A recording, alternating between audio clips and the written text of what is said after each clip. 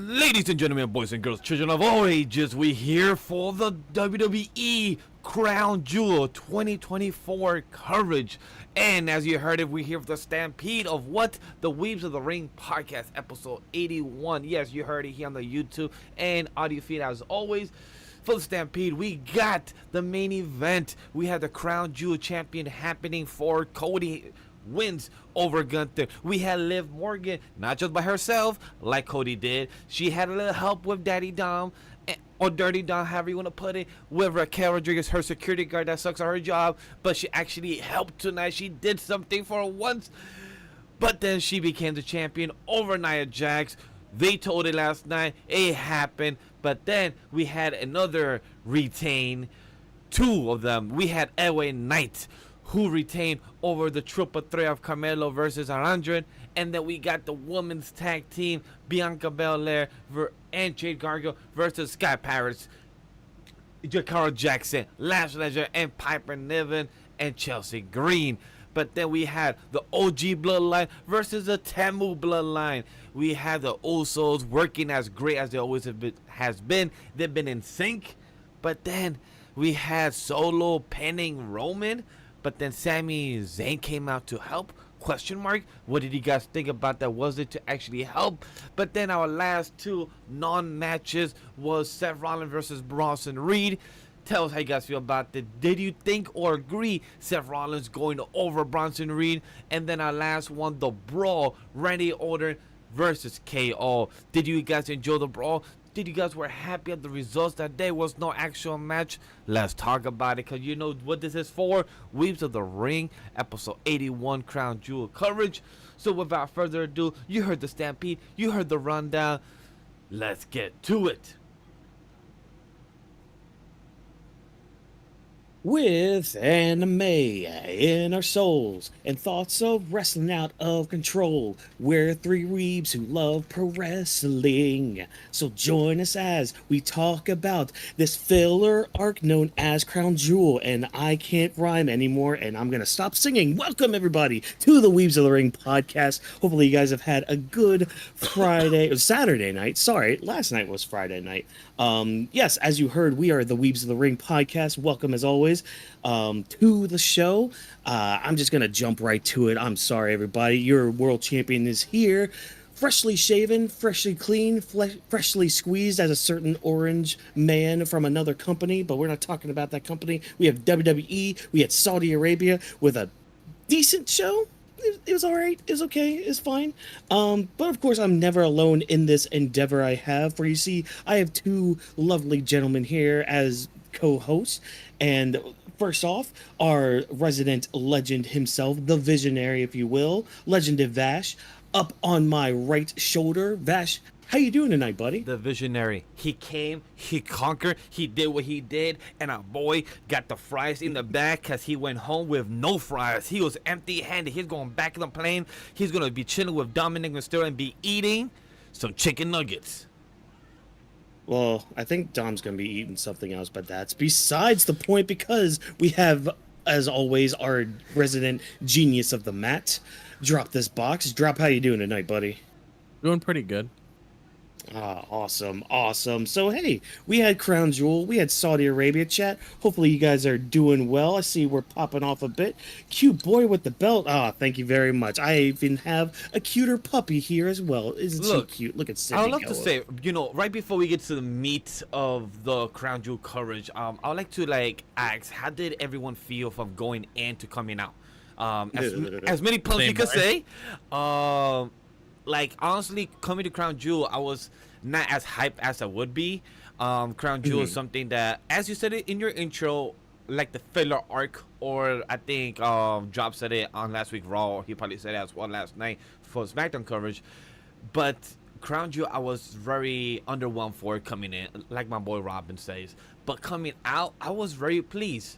I was very pleased with how Crown Jewel came out to be. I'm very happy he actually did the 7 matches, and it looked like all of them delivered to me. I was very entertained by them. I was very pleased. I can't wait for us to come, and do the rundown for it. But overall, I was a pleasant critic and fan.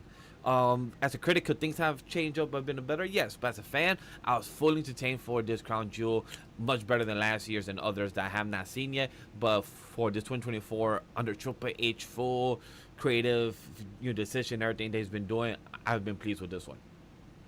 All right, cool. Well, yeah, go ahead, drop. I mean, I feel the same way as Megan Knox does in the chat. I mean, I felt the same way going in. I'm not going to excuse bullshit when I see it. I'm sorry. I'm not going to be glazing stuff just for the fact of glazing it. Yeah. So if you want to call someone a heel in here, besides our Walken himself, I'm really excited to see what he has to say tonight. I mean, I don't want to come on here and pretend to say something just to say it, just for clicks and stuff like that, because that's not what we're on here. We're here to give our honest thoughts. That's why I put that in the title.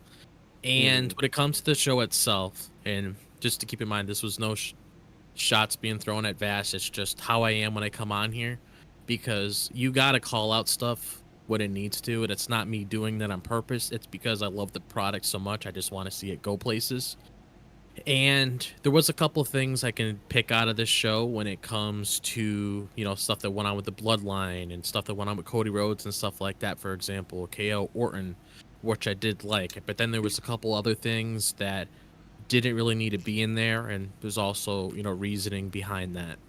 But those are just my personal thoughts on it, because I just grown accustomed to how these Saudi shows have been, and if I have to put this out here and say it, out of the regime when it comes to Triple H's era, like not counting anything that happened outside of it, he did a very good job coming in when it comes to not talking about this. Yeah. I'm just saying in general, like when he came into doing his own thing, when you didn't have to worry about Vince jumping in doing this and that.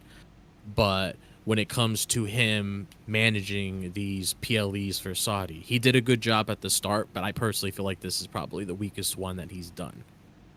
And you know what? You could kind of tell if you watched like that kickoff event, especially when the Saudi crowd were chanting for WrestleMania, and he's just like, "Yeah, WrestleMania 41 is going to be in Las Vegas," and then they immediately booed. Yeah, you could like you could tell off of his body language too, which is fine. I agree with that. I feel like that's why I want to first ask the fans and us as the hosts, because we haven't had the chance to really interact about it. So this is full honest opinions to each other. I get that. But that's why I want to ask for the crowd, also for us to let them know, like, hey, this is all our overall thoughts. Like, of course, we're gonna give our overall thoughts much later at the end of the show to give an overall idea. But it's just, it felt good to hear from you. And also, I come from the mindset that I have not seen WE from like 2016, 2022 consistently. So I have a different mindset, that I have a gap of knowledge that I've missed. So I haven't seen the Saudi shows a lot, and since it started until the past year and a half now. So I have a different opinion, which is good for all of us to have a different perspective. And because we don't want to agree on all the same shit. It's not going to make the podcast fun at all whatsoever. If we all came on here and just agreed and had the exact same viewpoints and everything, what's the point of this even being a thing, honestly? So and when we come on here and talk, it's not us throwing shots at one another or saying this and that. It's just us speaking from how we took things from our own perspective and how we wanted to become better or see how it evolves from that. So it's just basically for topic of conversation. Exactly. And trust me when I say this too, like tonight I think we're gonna have some good conversations, because I think we do feel differently on a lot of things. But to kind of answer your question, Vash, from my end, I mean, I try to go into shows, like I try to go into any show optimistic, try to be like, okay, I don't want to come in and be so down on it and be like, oh, I have to watch this, or oh, this has to be a thing and all that. So like I do try to go in and be like, okay, let's watch this, let's see how it plays out and all that stuff. And unfortunately there were some things tonight that were very bad, and we'll get into those here in just a second. Because I tried. He's getting a treat right now. Yeah, because I tried giving it like the benefit of the doubt, but I also don't want to just sugar play it and say, this was good, when realistically I can't really lie to my. It's hard to really lie to yourself, because you can even tell if you're like trying to do content on here and you're trying to say, and it's not us, but just some people that lean towards that because they're afraid of the sort of reaction they're gonna get. You can kind of tell just based on the body language alone if you really agree with what you're saying. So it's just always good to just, speak with how you truly feel on something rather than just keep it hidden inside. If you guys get what I'm trying to say. Oh yeah, I totally get it. So it's a good perspective from all that we're saying that hey, Vash did Yeah. like it, others Yeah, that's don't. fine. If we don't, we will come here to agree and disagree and give you our honest Yeah, opinion that's about fine. it.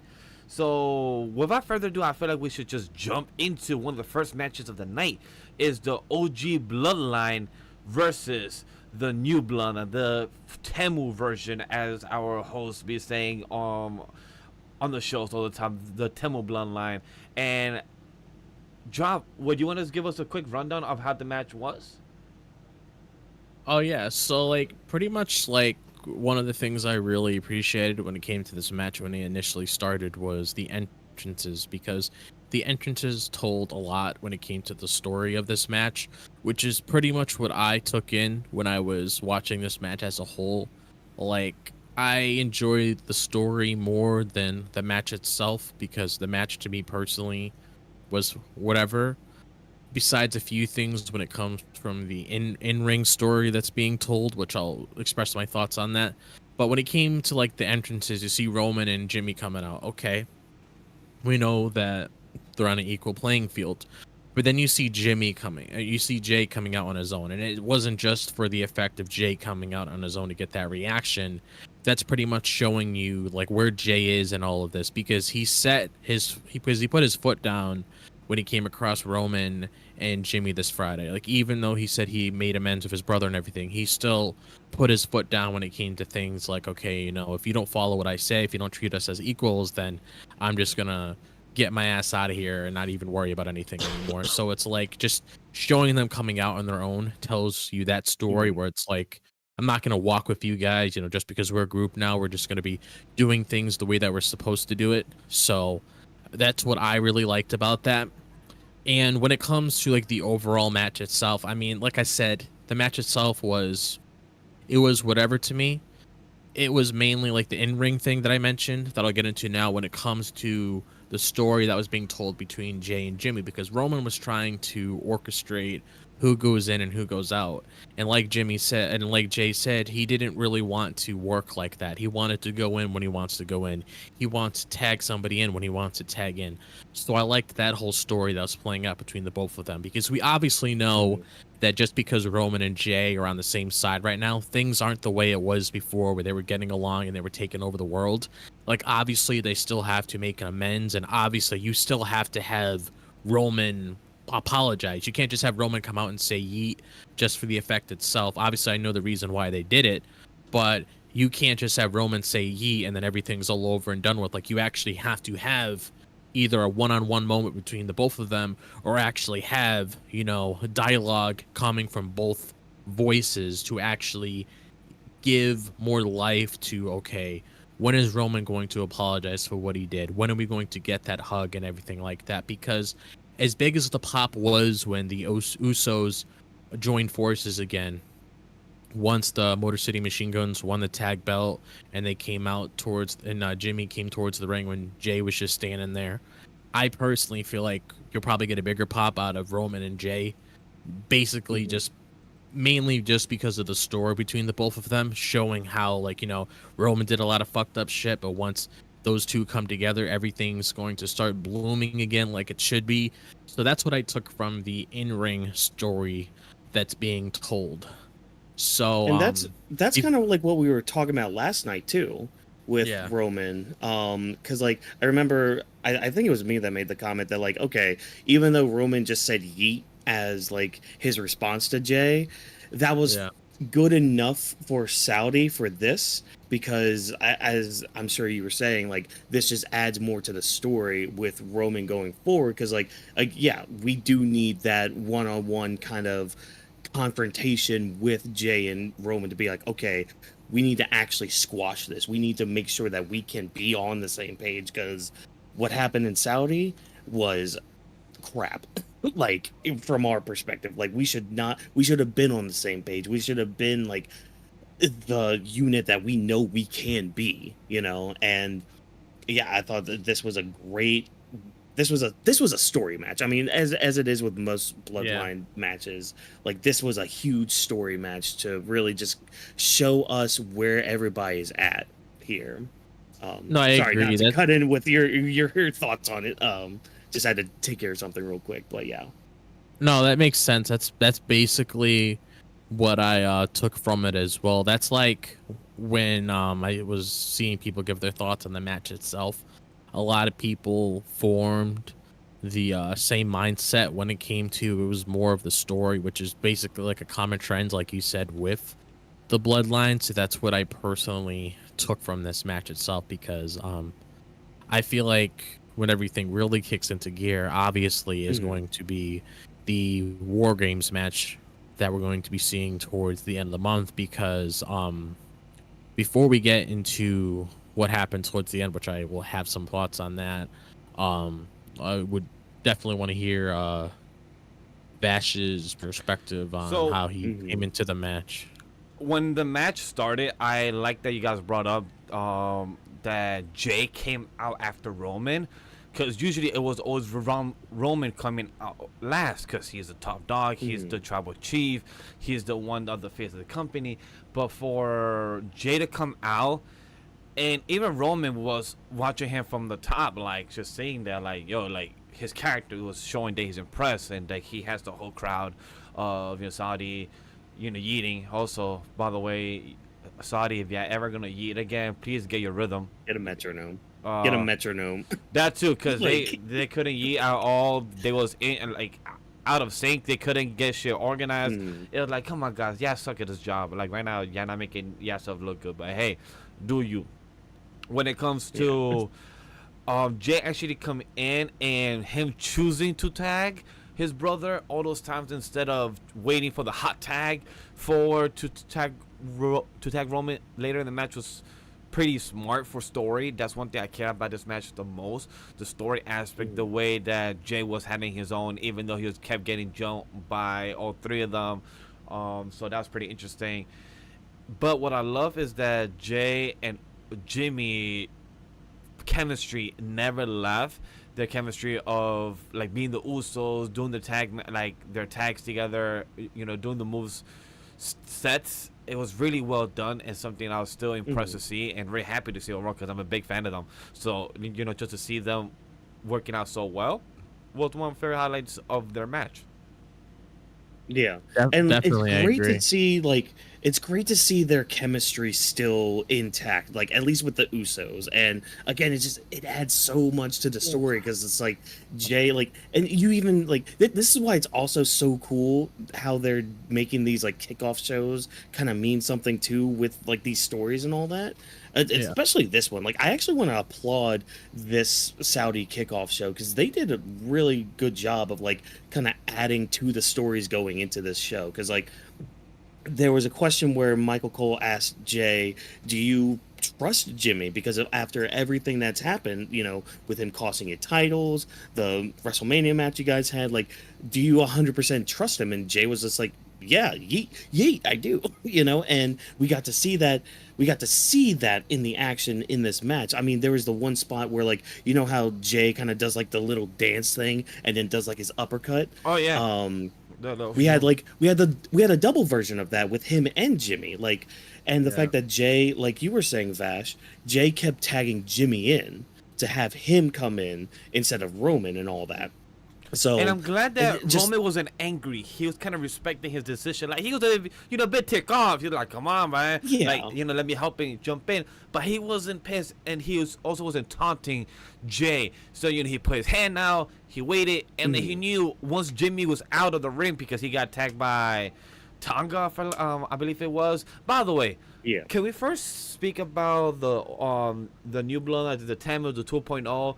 Fucking Tonga, him coming on the screen and him actually doing his sound effect, and I feel like the fans of Saudi went behind him with the sound effect, because he literally went, and I feel like I heard the whole crowd make the sound too. They did. They did. All right, cool. Thank you. It wasn't me bugging, because it was like, what the fuck? But in a great way to know, like, okay, so they actually made the sound effect behind him, and I believe Michael Cole also made a comment about it, like, oh, You're talking about Jacob Fatu being off his, wonkers. We also have Tonga Lola here. I mean, we have Tonga right here also being off his wonker as well. He's crazy too. And I'm like, yeah. Yeah.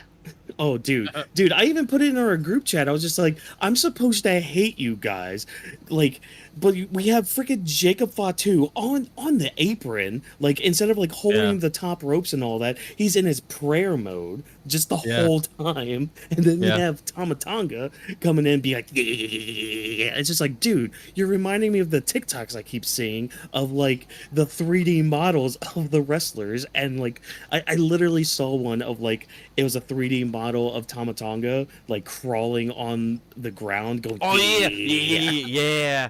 I remember it's like, dude, I believe that one started like a month ago. But by the way, fucking Jacob Fatu, his headbutts are hilarious. The way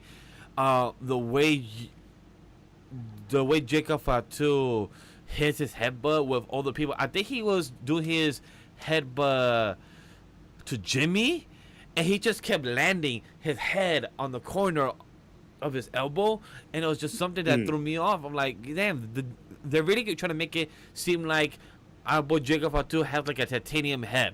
It's like it's so hard that if you get hit by it, you're knocked out. Yeah. Oh my gosh. I'm still trying to get over that too, because it's like, but like that's the thing, like this story really took a turn just from last night.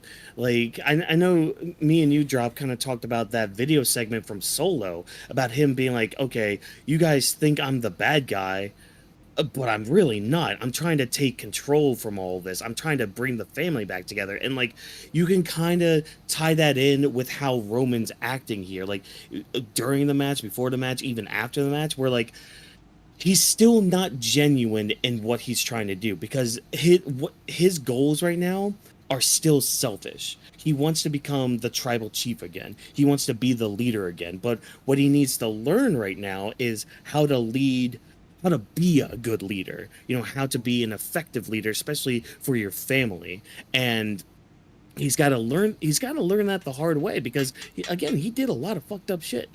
A lot of like abuse towards his family, and not only is he paying for that, he's having to learn how to be a better leader so he can become the true tribal chief, the TTC, if you will. Going back towards what you said as well, the commentary is key, and a lot of fans don't realize that commentary plays adding story to the level to what we're watching, but also adding to more information of what we don't know to add to it. For example, you brought up about how Solo is doing what he is doing, even though his actions look bad, and how aggressive his new bloodline is, but what he's doing is trying to bring the people together, which makes sense, because even Michael Cole told us in the commentary during the match, he's like, if you really think about it, Corey, the bloodline by Solo is actually adding as a unit. They are going around and communicating. Like Michael Cole was actually giving story towards that of how there's a difference from Solo being as a tribal chief and Roman, and how even Michael Cole said your idea, saying that he just wants to come back as a tribal chief, but he's not communicating with Jay and the others, only Jimmy and Jay. So it shows that the commentary are supposed to add details and supposed to be balanced. Corey is the heel version of that commentary side. Each of them plays their own role. Yeah. Stole your name. Oh, tragic. Why'd they steal our names? But it's fine. It's whatever. We're the better weebs. Anyways, that's besides the point. So back to this match. So, oh boy. Okay, so when Roman comes into the match, this is when we start to finally like kind of go into like our final stages of everything, because again, he's basically the big boy, the big dog, if you will. And I'm glad like the final two for this were Roman and Solo, because that's really the crux of all this. It's like Roman again trying to get his tribal chief status, but like Solo trying to become a better version of that.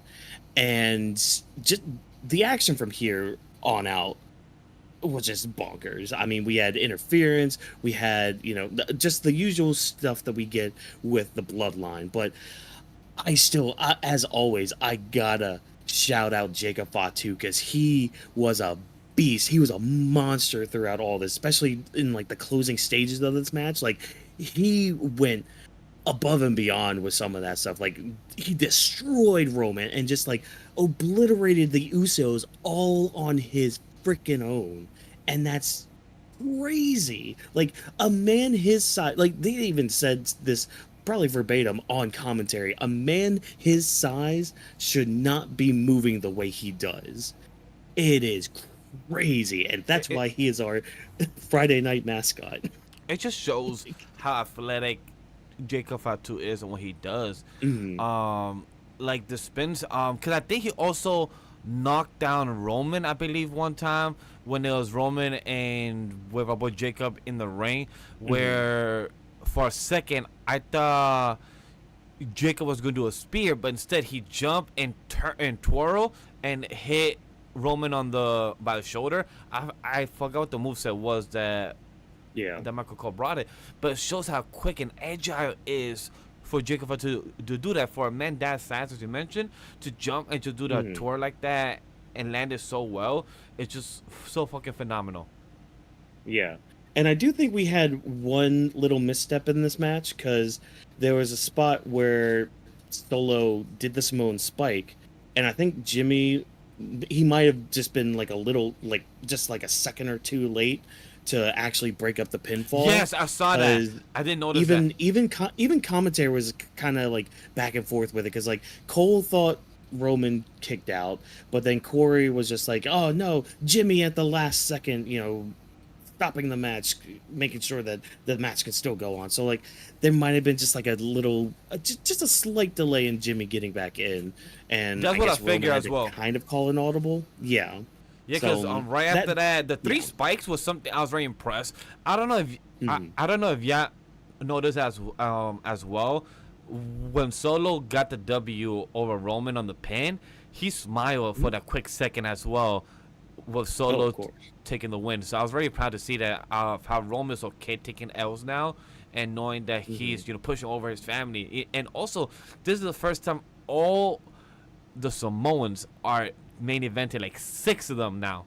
Like, sorry, not main evented, but being on the PLE, all 6 of them being on the PLE first time together. That was insane. Yeah, and also have we mentioned yet that Roman opened the show for the first time in a long time? That too. He opened the show instead of closing it. I don't remember the last time he did. Which I mean, I've always been on the mindset of it's okay to open the show because I forgot who it was. It might have been Jericho on his podcast or on some interview, but he had mentioned that he would rather be the opener compared to like being like second, third, or fourth on the card.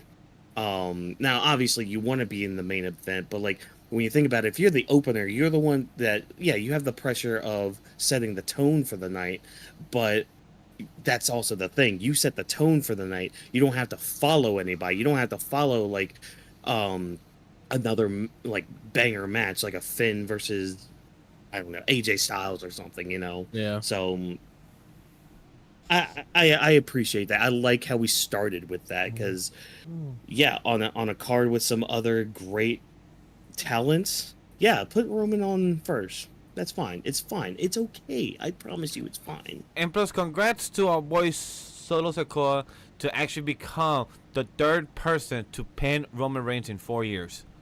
So congrats to him on the opportunity. Wait, say that again? The Solo Sikoa is the only 3rd person to pin Roman Reigns in 4 years. Oh, okay. So that is a congratulations for Solo Sikoa to actually have that on top of him, that he actually took Roman's pin as a 3rd person. So congrats to him on that. Yeah.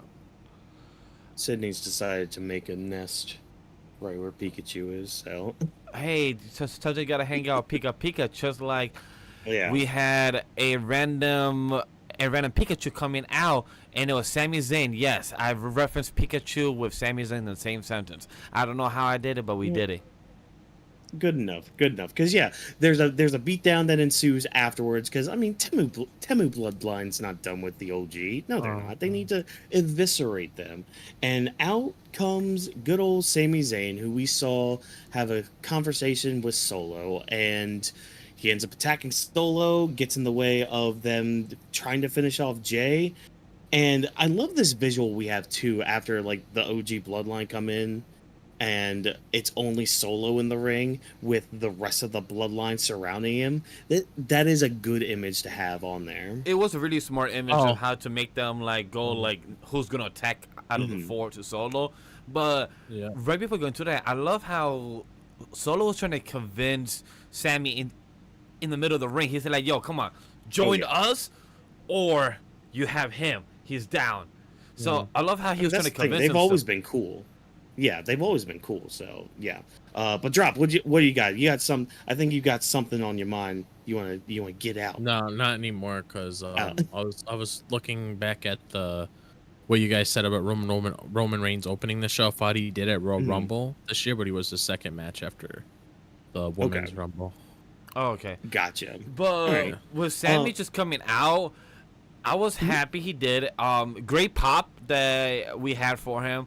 But just to actually see that Sami made a boo-boo, made a little mistake, but yeah, I would call that a miscommunication for nobody because they both wanted to attack Solo, but how would Sami attack Roman? He didn't know that he was in the other corner also ready to attack Solo.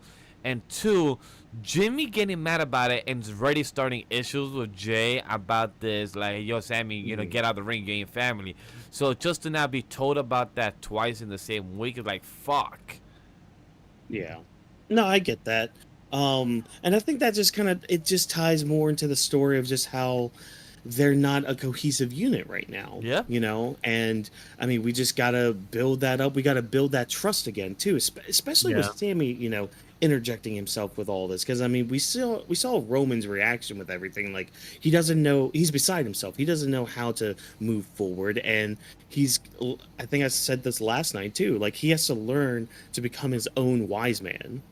I mean, yeah, he can get Paul Heyman back to be the wise man and all that, but it's like he's got to learn to stand up on his own and to, again, be a true leader in this bloodline civil war that we're in. But it's a weird crossroads. So, because we have four people in the corner of the ring, but then they, as you said, none of them communicated. None of them knew Sami was coming out. Right now, Jay don't even know if he trusts Roman. Jimmy trusts Jay, but then Roman only trusts Jimmy. He questions Jay. Sami don't trust anybody other than Jay, but then Jay don't even know if he trusts Sami. So it's a weird of who trusts who, but they want to work together. So they really need to have a family meeting, like to really organize their shit. Like, all right, guys. You trust me, but I don't trust you, but he don't trust me. Yeah. That's a lot of fuck up right there. Like, they really need to settle out their issues.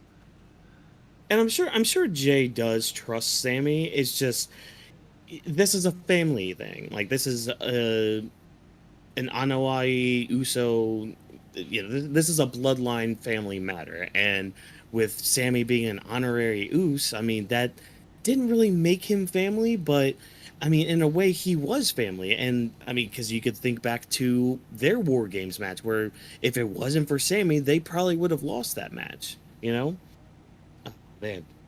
But yeah, but I'm just glad to see Sami involved again, because again, that's what I was talking about earlier when it came to the other parts I really cared about this match, was saying Sami finally inserting himself into what's currently going on in the bloodline, because we all knew it was happening. We were just waiting for that moment to happen, and we saw stuff play out on Monday, and we saw how it led into Saturday.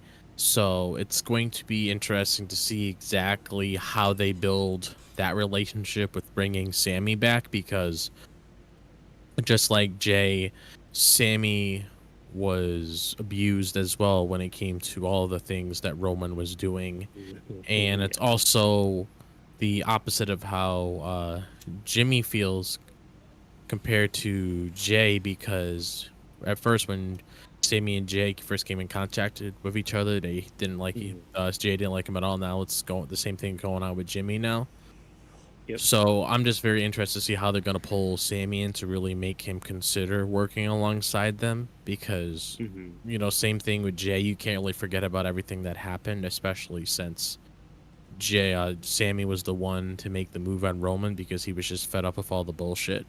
Which also on top of this, I mean, this just adds even more fuel to the fire when it comes to Kevin Owens. But that's another story waiting to erupt too, considering that they took out the Usos to win those titles, and now you're seeing exact same situation being played out with Cody Rhodes, but it's a Sami Zayn thing now. So, and I mean, Paul Heyman can still be the person to like bring them all together and in here and all that, but like at the end of the day, it needs to be Roman to step up and to realize that he's still being selfish and he's still doing all this for personal reasons, like individual reasons and all that. Man. But I'm cool with moving on if you guys are. I don't have any other last 6 thoughts. other matches. Yeah, I don't have any more last thoughts about this match other than can we just see how Monday is gonna go with Sammy and Jay? Yeah. And then Friday we have maybe all of them in the same ring again for Friday, because I don't know if Roman or Jimmy will show up on Raw, but the others might show up on SmackDown. So it's gonna be an interesting week of television for our main roster. They might show up on Raw because it is going to be taped in Saudi tomorrow. Oh, so, it is? Be careful for spoilers out there, everybody. Oh, they wasn't are even aware of taping that. Raw. Yeah, they're taping Raw in Saudi. So that's nice there for might be spoilers out. That's nice for the crew. Then they could take some days off until Wednesday and go back to work. So good for them. Enjoy. I didn't know about them. They're sad, but hey, hopefully I don't get spoiled. I think they're going on a UK tour after this. So like they're going from like Saudi up to the UK, like Europe area. And then they'll be back. Makes sense. So instead of doing like a long travel, they're taking the long way. Hey guys, let's go to different cities, make some business, and then go back to the US. Yeah, exactly. We're here for it. I mean, it's smart. It's smart. They're already closer over there, I think, than they are here. So yeah, that's smart. And I guess this might be just like a trial run for what they might do in the future, which, good on them. So our next match here was our Fatal 4-Way Women's Tag Team title match. We had Bianca Belair and Jade Cargill taking on the Sky Pirates, taking on taking on Jakara Jackson and Lash Legend, and taking on Piper Niven and Chelsea Green. And this was an action-packed match filled with incredible double team maneuvers from all teams going around. I thought there was a lot of good offense in this match, some more awkward than others, and I mean it all ended up being for naught because the champions retained and all that stuff. Again, I thought this was a good match action wise. Story wise, I mean, not really too much to go on. Yeah, exactly. So I would say for a match, this was my favorite match of the women's. Even though we only have 2, I would just say out of the 2, this was my favorite. I was very happy to see Jade and Lash Legend. They went in front of each other a couple of times, showing their own strength. So story-wise, I feel like it had some, but it was not as noticeable or probably not as fun as we would like to see. But I saw the opportunities that Lash Legend and Jade have their own showing of strength, so that was really cool to see. So I was very happy to show there's another opportunity of a match of them in the future, like we saw with Bianca and Jade in this past Royal Rumble. So it's nice to see that we had Lash Legend and Jade Cargill having their own moment as well. We had the Sky Pirates. Io Sky was fucking phenomenal this match. She was throwing herself from left to right in the ring. She was amazing.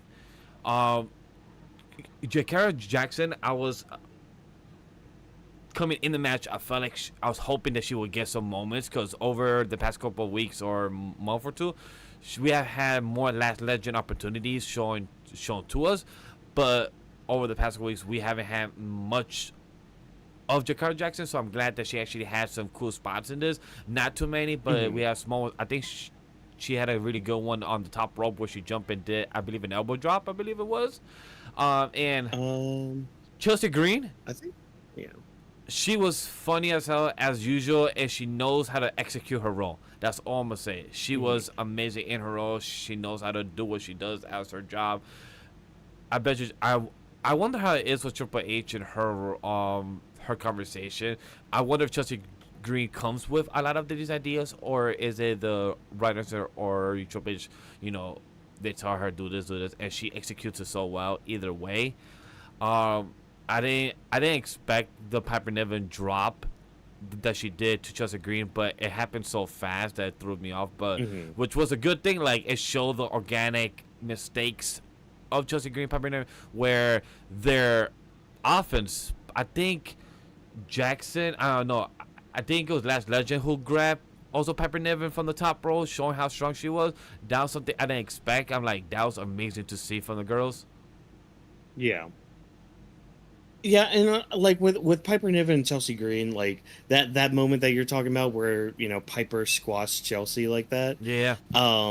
They're just good at their jobs, because they are like, they're somewhat serious, but Exactly. they are kind of a comedy duo. Yes. So like that doing, and like even when Chelsea tried to jump down from the apron and she gets caught by Piper, and Piper's just like, okay, hold on, I got you. Like, they kind of have that little conversation that leads into Kyrie, taking them out and all that. Even that was still fun, like that, and that's the whole crux of their team, is just they're just a fun team. I wouldn't mind if they have another title reign, because I feel like the first time a lot of people wasn't on them or enjoyed the chemistry because it felt so unexpected. But over the past couple months, it's been well formed, and they keep me more entertained on screen with the characters and their whole type of shenanigans. So it does a very well organically chemistry that has grown to me, that I don't mind seeing a second title run if they have it, or if they do a mid cards. Hopefully, we keep saying that for the past fucking 8 months. We're like, can we get there? Do we really have to wait for next year, like WrestleMania? Like, hope not. But for their team has been well. Like, I'm really impressed with this match. Like, I knew, obviously, they retained. Bianca and Jade retain. I knew that was gonna happen. But I'm still curious to see. Like, I wish the Sky Pirates won. Honestly, that would have been my hope they won. It's because Jade and Bianca taking out another type of Fatal 4, it kind of makes it like, who's going to go for them? Like, who's going to be the ones that take them out in the future, other than them, one of them taking each other out? That could happen. But, like, do another type of Fatal 4 where we had them last year, or I think a couple months ago it just happened. It's like, I don't mind these, but where are we going to lead more of these? Because, honestly, they've been helping the tag team division very well with all 3 shows, having the girls from NXT show up. So this as well. But, Nick, you have something to say. Talk to me. I mean, see, that's the problem, because Jade and Bianca are getting stale with this title reign. That's why would be a good idea if they were to put these titles on somebody else and give it exactly. Scott Price would have helped. Yeah, they would have helped, but at the same time, I'm kind of okay with them not having it if I'm going to favor in Io potentially winning the Rumble next year. So I'd rather her have a prize like that rather than the belts if they head down that direction. But when it comes to like Jade and Bianca, like I said, it's getting very stale when it comes to their title reign, because one of the things you can take out of this match is that everybody did look good, especially when it came to the shots that Lash and Jade had, like you guys discussed. But the main thing is, it's like, you got to look at the current situation that Bianca Belair is in right now. And I brought this up to Watkins last night because there was a point in time where, I was a little overwhelmed with Bianca's title reign when it came to her just running through all these different kinds of challengers, and eventually you're at the point where it's like, we'll see how the belt looks like on someone else to really give it a new light for new competition to arise. And I'm starting to get back to how I was with Bianca before, and I've always been a big Bianca Belair fan. I never had anything against her, but obviously she didn't fit into anything that was currently going on in the main event scene, so I understand why she's in this position right now. But we're getting to the point where we have to factor Bianca back into that again, because if I'm being completely honest, you know, based on where we are right now with her, it's almost like she's operating at a level that's beneath her at this point. And But we know question though, why. wouldn't you feel like this is her task or role that right now she's not in the main event scene, that she's taking this role to help the tag team division or to help the woman roster? Like, I feel like this is what's helping this type of triple threat to show the other girls from NXT or the Sky Pair still being on the PLE or having these other opportunities with the ladies to be on the screen. Like, yes, NXT division has been great. We have seen them in the past couple of weeks, but when it comes to the tag team in all three main shows, we haven't had them consistent. So now, because of Jade and because of Bianca, it's been more on Sheen. Like, it, even though story wise we might not care always, you know, week to week, but at least it's being shown to us and it's doing its best to continue working out. I mean, that's what I said when I mentioned how everybody looked good within the match itself. It's giving showcase, but I'm talking about Jade and Bianca alone, because Jade and Bianca at the end of the day are the champions, and they're going to be the main focus out of the entire thing, regardless how you look at Lash and Jakara or the Sky Pirates or whatever.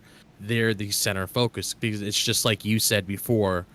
We had this fatal four-way match. They ran through all these teams. What's next? That's the issue. What's next? Where are we really going with this? Because you can't just group a whole bunch of people together and do another fatal four-way or do another variation of a match that we already seen. You gotta give it something else to really make it stick out. That's why I said before it's getting stale, because that was the objective. The objective was accomplished to reach to that level, but now it's getting to the point where it's like, Because you got it where it needs to be, but you got to do something with the two of them, because we're talking about what is next for them, not what's next for Sky Pirates or everybody else. What's next for them? That's like if we discussed a Cody match and then we asked, okay, what's next for Cody? What's lined up for him? What are those clues?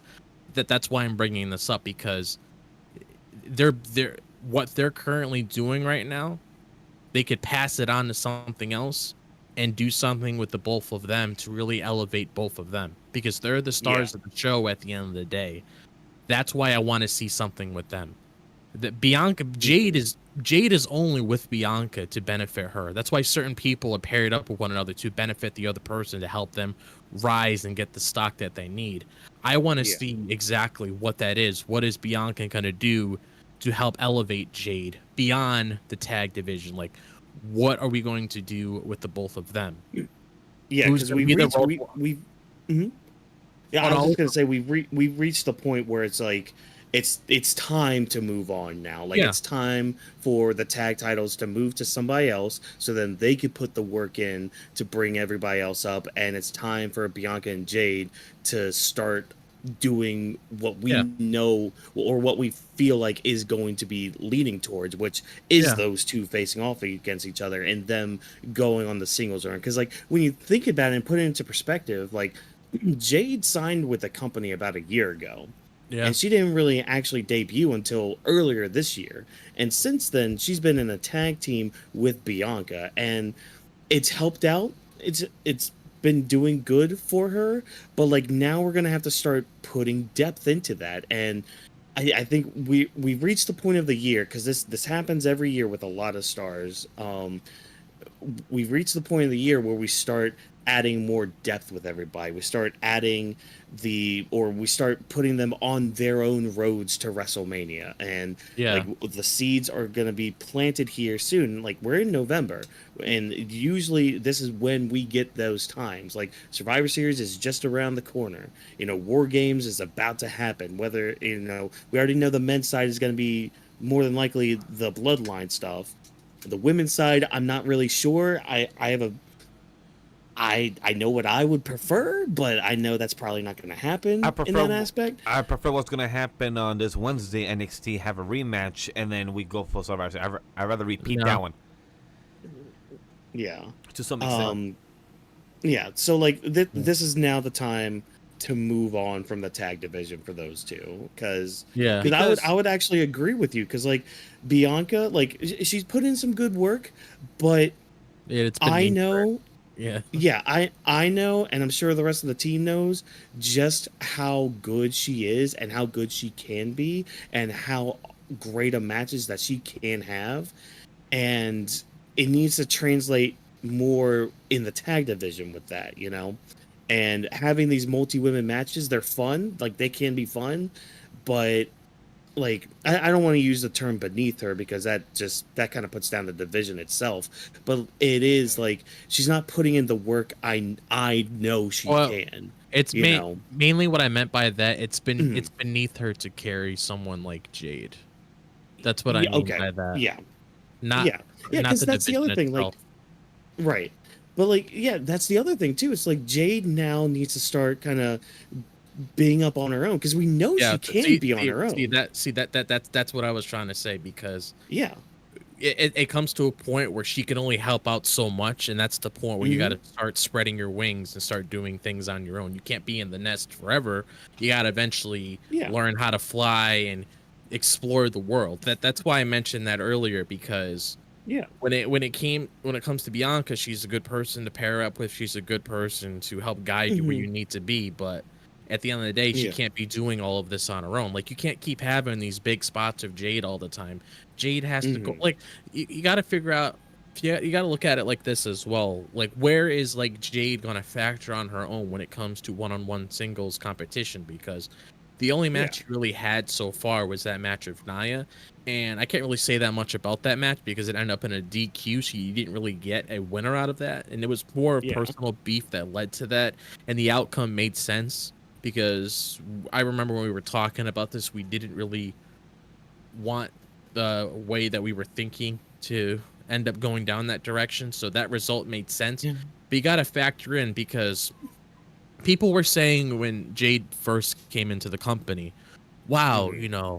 we really want to see Jade and Charlotte one day. We really want to see Jade and Bianca one day, or Jade versus Becky Lynch, or Jade versus Tiffany Stratton, or Io Sky, or a potential Jordan Grace down the line if she signs Yeah. with the company, or Julia or Stephanie back here, just to throw out a good few examples there.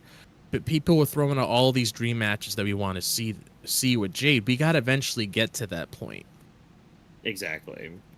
So we're nearing the time now, like we said, where it's time to let those peacocks spread their wings and fly. So Yeah. yeah, but I mean, overall, again, I thought the Fatal 4-Way, it was fine for what it was. I kind of wish another team won, but No, I it's agree. neither here nor there. There's probably some other cooking going on in Got the two more kitchen that is destinations for that. WWE. It's either Survivor Series or Saturday Night Main Event. Yeah. I'm guessing they're losing at either one of those PLEs. I agree because. If I, mhm. Now go ahead.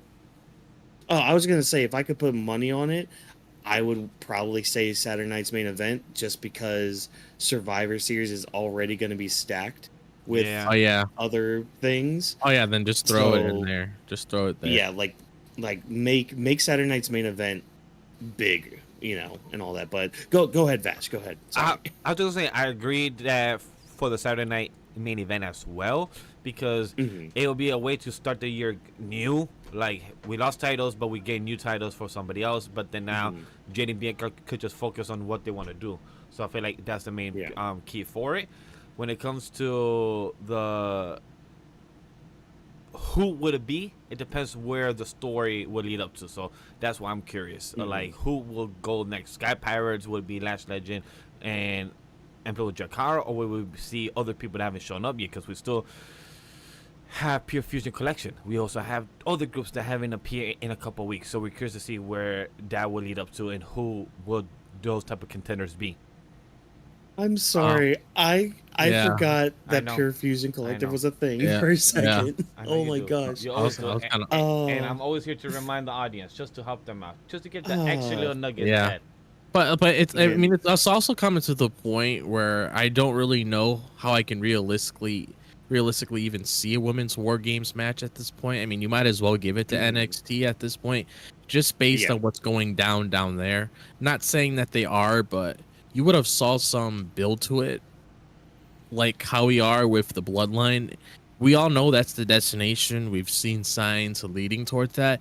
You would probably expect something like that with the woman. Like we were originally thinking before this whole Rhea thing happened, that it was there was going to be Team Rhea versus Team Liv. That's out of the equation now because of what happened to Rhea. So it's kind of like really hard. It's kind of really hard to figure out what's going on. So I don't know how to get the. Hell, just call the audible and have the NXT women do it. Like that's what I would do personally. Like, that's what I would do. Give them a good showcase. I mean, holy hell. Yeah. We have had great women step out of showcase over the past couple months. I mean, Stephanie Vaquer just joined WWE. Already putting them into a match like that be fucking nuts for them. Hell yeah. So I'm all for it because I'm ready for the next brawl for us to talk about. Oh boy, we're gonna have some talk with this one. So we got Seth Rollins versus Bronson Reed, and what's been par for the course this whole night is people just pressing that X button to attack during the entrances or during, just during the entrances. Just people don't give a fuck. People gonna go straight for hands. They literally said hands. It's a Saudi show. In almost 7 matches, 4 people couldn't wait. In four matches, people. I'm like, yo, I ain't gonna wait for you to go up down this big ass ramp that we got. This is a whole 2-minute ramp. I'm gonna go to you, and we're gonna start fighting with hands. Yeah. Oh my gosh! And I thought this was gonna be the match that got thrown out. Yeah, we'll talk about you did say that. Yes, you did. Thing in a little bit, but you know what? I thought this was a fine match. I thought it was good. Let's just talk about the elephant in the room with the finish. Might as well. Because I think you and I a little bit talked about this last night about Bronson Reed needing this win. Mm-hmm. And there are two minds of all this because, Seth obviously put in the win, but first of all, I don't think they're done yet, and I think this whole Fatal 4-Way thing on Monday for whoever's going to face Gunther next, I think that's going to be telling with Bronson Reed and Seth Rollins moving forward, especially how this match ended. But as much as Bronson Reed, I think he needed a big win, I'm okay with how this went down because of how it went down. Because it led to a thing where it's because okay, we're showing that Seth is what he is. He's an architect. He's a visionary. All that stuff. He is, with lack of a better word, because Gunther's literally on my screen right now, a ring general kind of thing. He knows his ring. He knows his ring awareness. He knows what to do, when to do it, and how to do it. And so, near the end, when Bronson Reed's trying to go for the tsunami, Seth keeps rolling out of the way. He keeps going and moving just out of the way because he knows it's coming. He reminds me. He knows he's in position for it. Seth reminds me of what you mentioned in any sports anime or real life sports. You have the athlete or the wrestler watch past games of the opponent you're about to fight. Yeah. This is what I feel like we're discussing about Seth. Seth literally probably watches now the past 2-3 months he missed because of miss of action because of the 6 tsunamis he got from Bronson Reed. So he probably noticed how he goes up the ring, how long he takes. If that's something that Seth can actually tell on the mic, I've been watching that him, how long he takes up 20 seconds. I have 20 seconds to recover, roll out. So that's how I feel like Seth actually does it. So if that, that's my canon to my head to the Seth character we see on screen. Yeah, that's my way. How's it? Yeah, and it leads to Bronson Reed ending up getting agitated to the point where he grabs steel chairs and he's gonna use them, get himself disqualified, and that in turn leads to his downfall because Seth again being the ultimate thinker, learning from the cerebral assassin, kicks low on a big man, which is what you should do against a big man. He kicks low, and Bronson hitting the steel steps on his head. Great, awesome. Oh, here comes a stomp onto the steel steps. Great. Oh, Bronson Reed is still up. He got back into the ring after a quick 6 count, mind you. Bronson Reed got up pretty quick from that. just shades from Monday when he got the stomp on the car. Like, he got up after that. Like, anybody else would have just been down from that, but not Bronson Reed. So he gets back into the ring, eats another stomp, and then eats a super stomp on top of that. So, like, it took all of that for Seth to put Bronson Reed down, and yet, even after the match, you would expect, oh, well, he's just gonna, be selling the move and he'll be down. No, he was up, bloodied, and like still calling out Seth and all that. And like, yes, he probably should have won this match. I am full on that aspect of it, but he at least didn't look weak in this match. He at least looked strong, and it at least took a lot to take him out. And he was still like on his feet at the end, but I am still in the mindset that he should have won this match, but I'm just glad he didn't look weak in it. So, and that's my takeaway from it all. My quick, because I would love to hear what Nick says, is, look, I agree. Seth should not have taken the win. Seth, you're my dude. I call myself on the show using the visionary legendary Vash. I took inspiration from you. If I had my damn own character, you are my character as a child of Raw versus SmackDown and everything. But you should not have taken the W for this. But once I heard the press coverage of Seth talking to, I forgot who it was, I think it was Jackie, I believe, and he said to Jackie that this was my first step to get myself back on the road for the world title. This is what I wanted to do, and I got it done. Now I'm coming after you, Gunther. He said, I'm paraphrasing, so if I have a couple words wrong, but this is what he said. And that made me understand and come to terms that Bronson Reed did not take the win. However, there's a picture that Drop put in the Crown Jewel channel talking about Bronson Reed having the blood in his face and everything. So that showed that even though he took the L, he still looked like a monster. It's like, I feel like it's whenever you fight your in the video game, the final boss, but then you think you got it, you think and everything, but then the boss still comes up, but then you find out this match is now over, and then you gotta wait and do a side quest and come back and still fight him. This is what I felt for Seth, that he think he took the W, but you're gonna go back for more. Like, there's more to come to terms. So I really like the ending, because without a camera shot on Bronson Reed, I think it would have felt more flat of how to make Bronson Reed look over or look still strong. Like, after that, either the super drop or of the super stomp, I feel like Bronson Reed still being strong and having the blend, still being ready. Like, yo, come back! I am ready for the round 2. What you mean? Why walking away? So I like how that saying is, you won the battle, but not the war. So hopefully Bronson Reed wins the war. Yeah, and we'll see later on too. Just in this night alone, how like somebody trying to do something ends up leading to their downfall and all that. But again, I don't think Seth should have won the match, but I can see a vision going forward with everything. But go ahead, Drop. It's your move. It's your move now. Yeah, so I really I wasn't really a big fan of Seth going over in this match because like me and Watkins talked about, the whole point of this is creating new stars. And Seth's at the point where if he loses a match, he'll be fine. And I really felt like Bronson Reed should have won this match just to make him look like a legit threat.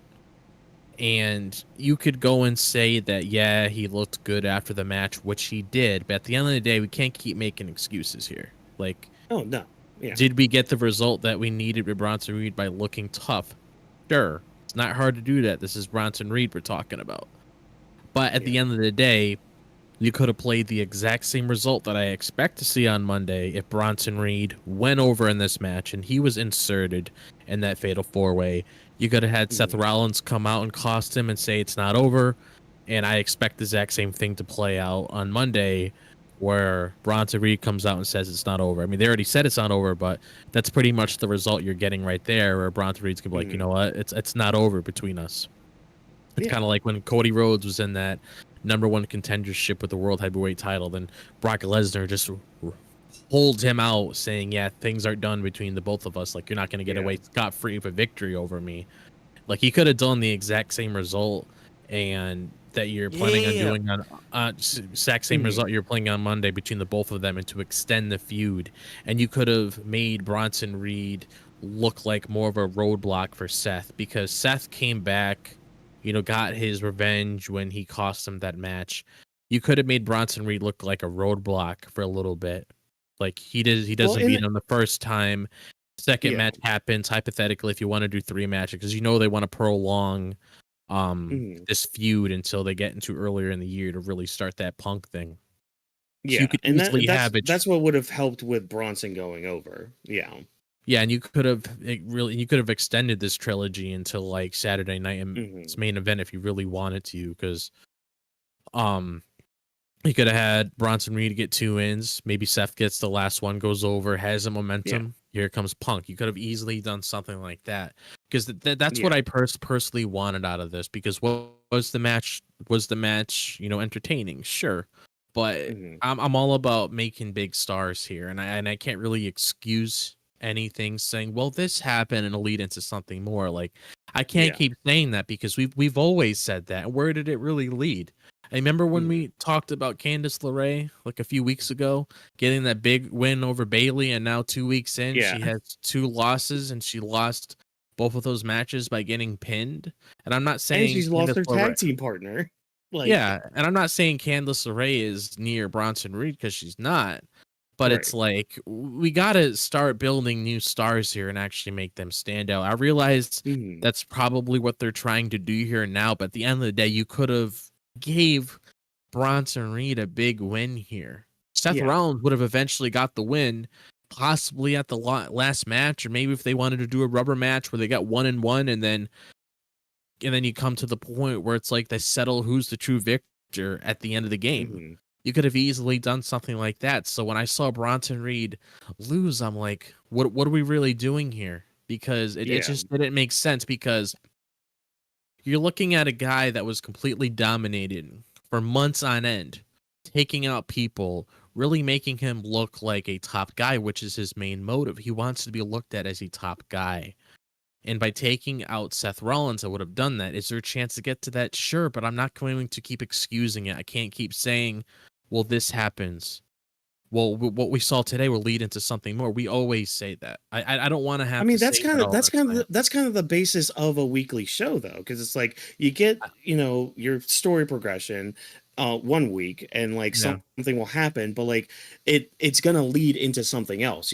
Everything leads into the eventual thing, but like and again, I'm not trying to make an excuse for this, because I also agree that Bronson Reed should have won, but at the end of the match, with him standing tall and still like being intimidating like that at least eased the blow for me, to be like, okay, he's still at least being presented as a big thing, as a big threat, so that's why like it eases the pain for me to be like, okay, because like when you look at the match and just like how he was moving, how he was taking offense, and being able to be defensive and all that, like the man is an absolute beast. Like I know quick. I said the stuff about he's quick, but like he knows how to move his body too. Like there were what was it? It was like this quick DDT that Seth did, where like I guess Bronson was trying to do like a power bomb or something, but like Seth jumped up, grabbed him down. Like just the way that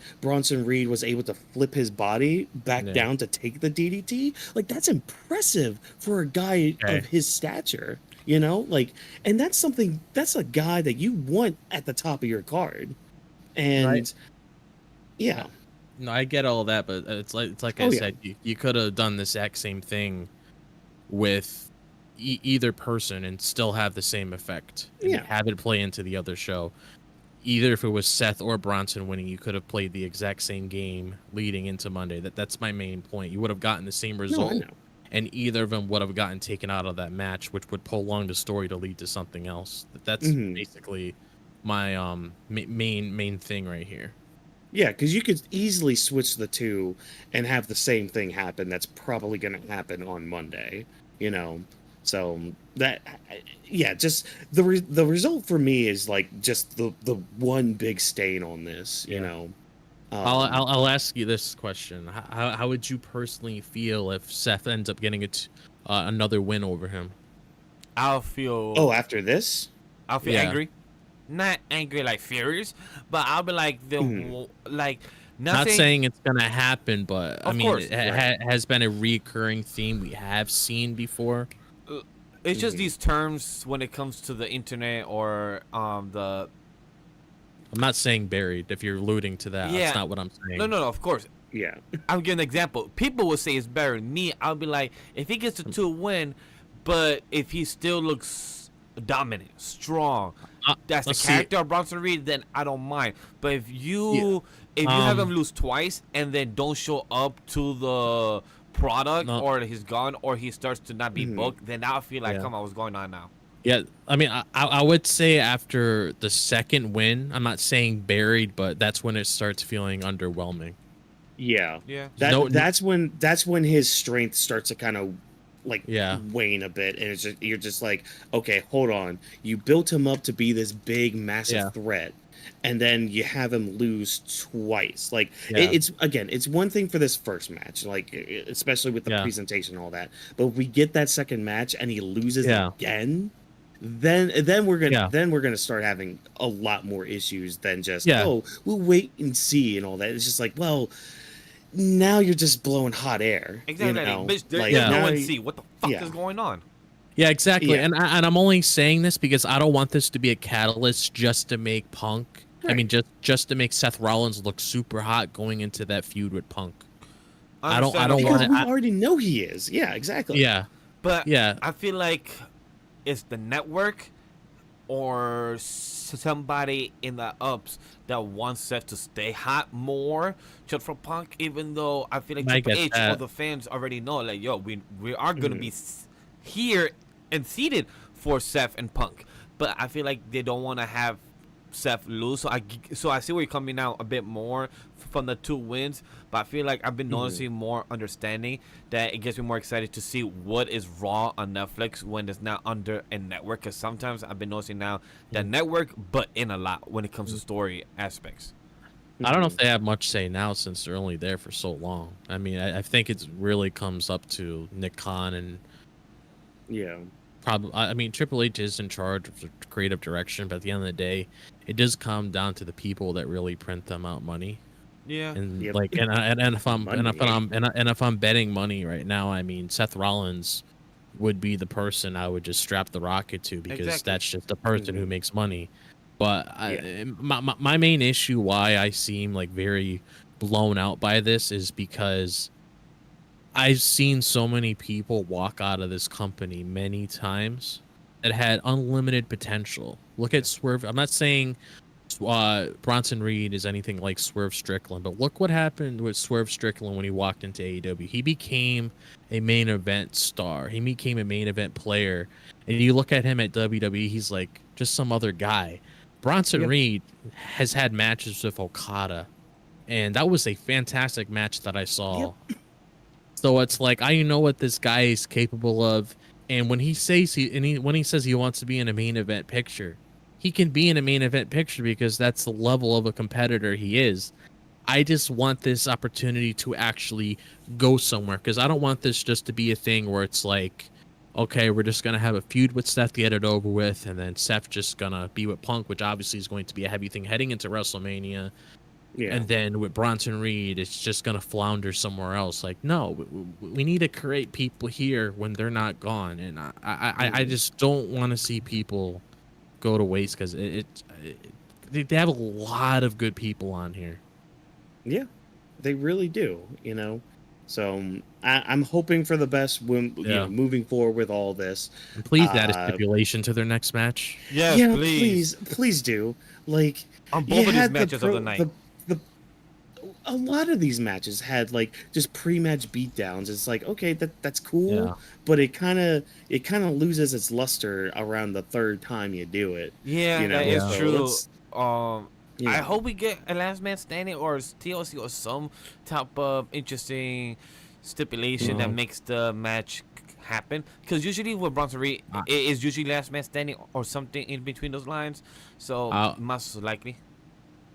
considering how recent he had a match like that, I wouldn't do it just because it's so recent. I Okay. probably would have done like a 2 out of 3 falls sort of match if you want to Yeah, that too. venture, Three venture down. stages of hell match. Book it, Triple H. And Do 6 it. tsunamis in each one. That equals 18 Oh, tsunamis, 24,000 kangaroos. Right, Mr. Pat McAfee? Wait them for us.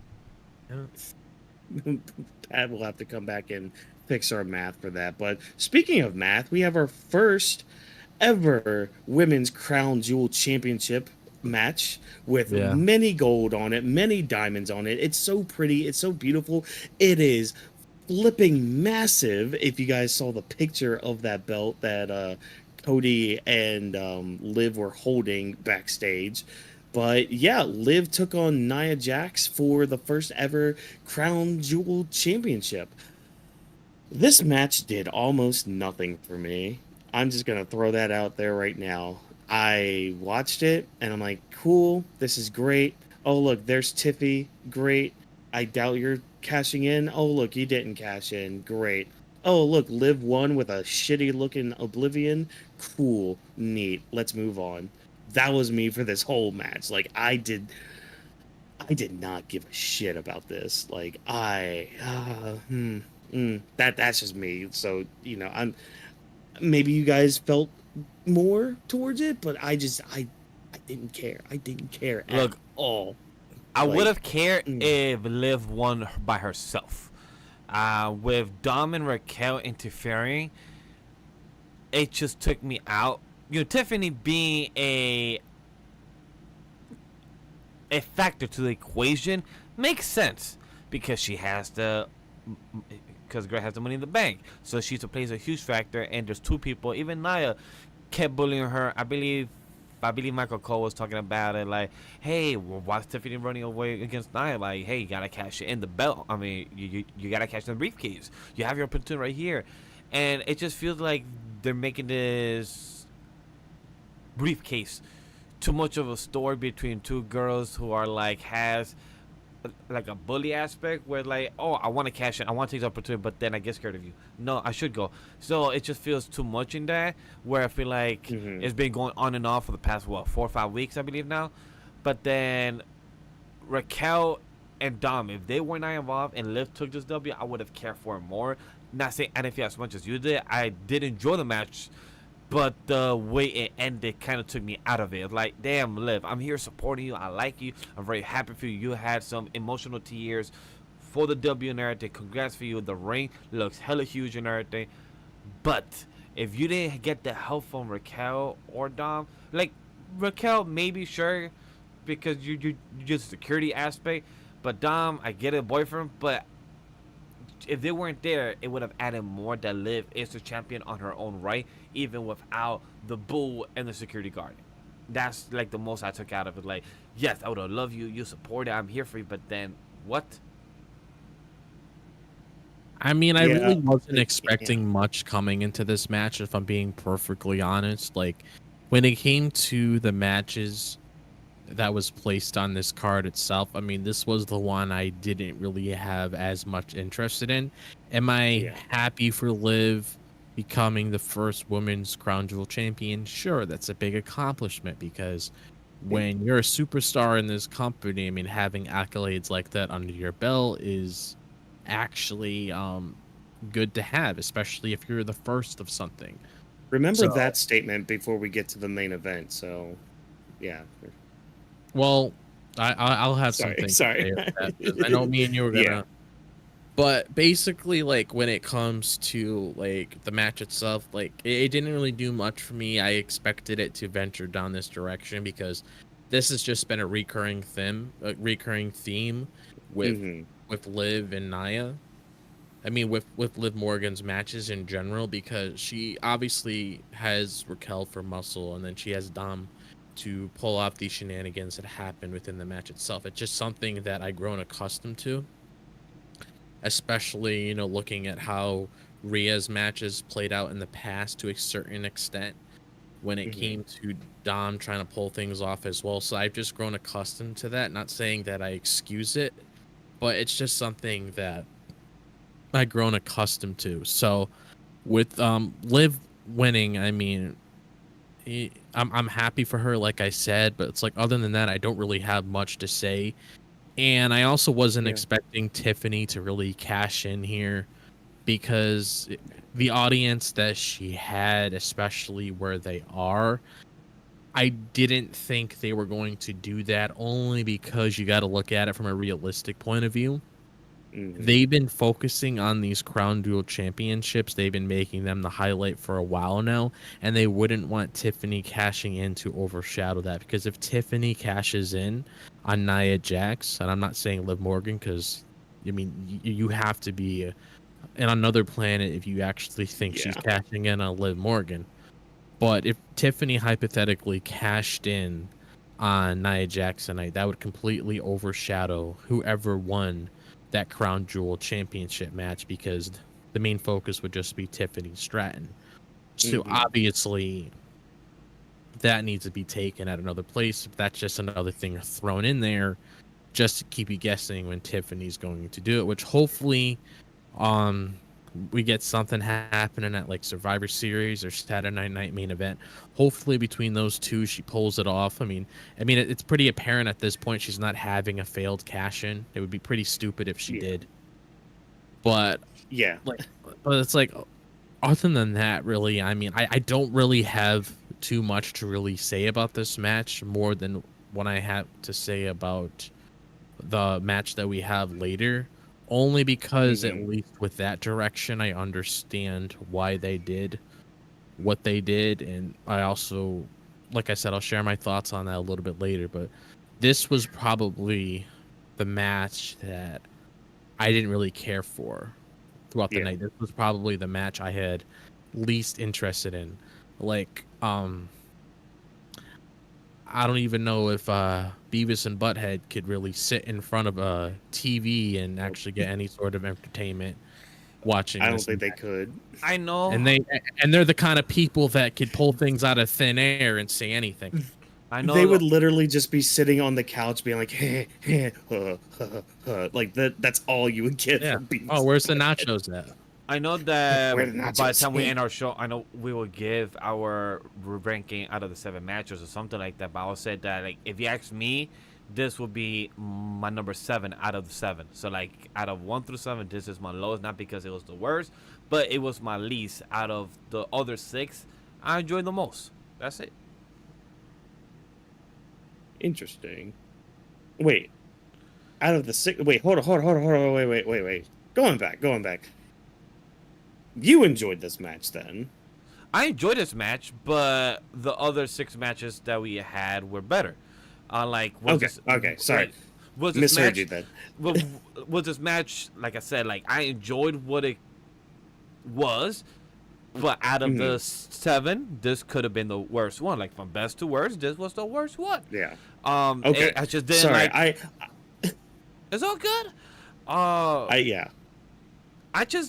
I didn't like the ending. So it's something like Drop said. It's something that we already come accustomed to. But for a big Crown Jewel belt, I wish that custom was like, hey, let's hold it in the closet right now. Let's wait for next week and let's do some other shit like this. But with this one, if you are going to be considered from what was said by Triple H, like you're the best out of the 2 main titles, like the 2 titles that hold Friday Night SmackDown and Monday Night Raw. I wish you didn't get this help from Raquel and Dom. Like you could have had it as your own, but I guess story purposes still have to be involved. That the Bull and security guard has to, be part of it, and also Nia is like the big boss opponent for Liv that you cannot beat without the extra assistance and potion. Yeah. Well, that was the Women's Crown Jewel Championship. Moving on to what was going to be a match, but ended up not being a match. Randy Orton versus KO. Again, this was not a match because KO decided, you know what, forget this. I'm going to grab a chair and beat the living crap out of you, Randy. And we just have a brawl that saw poor producers eat moves. We saw the referee get a stunner. We saw Adam Pearce take an RKO, so that was cool to see. Yo, I love that for 2 things that I was telling my girl and her friends. That's like, yo, it's funny that Randy paid Nick Aldis for 2. So I thought tonight was the night that Nick Aldis would get his second one because he paid in advance. And it happened to Adam Pearce. But the funny shit of anyone noticed that once Randy did it to Adam Pearce, Nick Aldis, once Randy came out the ring, Nick Aldis ran away in the opposite direction towards Randy was. Yep. Because I felt like Nick Aldis was like, shit, he paid for 2. Yep. I'm about to get my second one. He's like, nope. He walked away. So those little tidbits, I fucking love it. Like, that's one of my highlights of the match that I noticed. Oh shit, Nick Aldis running. Yep. You also got to look at it like this too. With him hitting an RKO on Adam Pearce, that's the one GM he's not going to get any shit from. If he did it to Nick Aldis, I mean, that's another story. I mean, he might still get the fine. We might still get the tweet being like, "Oh, Maybe, Randy Orton was but- fined X amount of money." But Maybe, Exactly. but he still made a smart choice by hitting an RKO He on the did. right person. Though. Oh, did. I love that. And Adam Pearce sold it so well.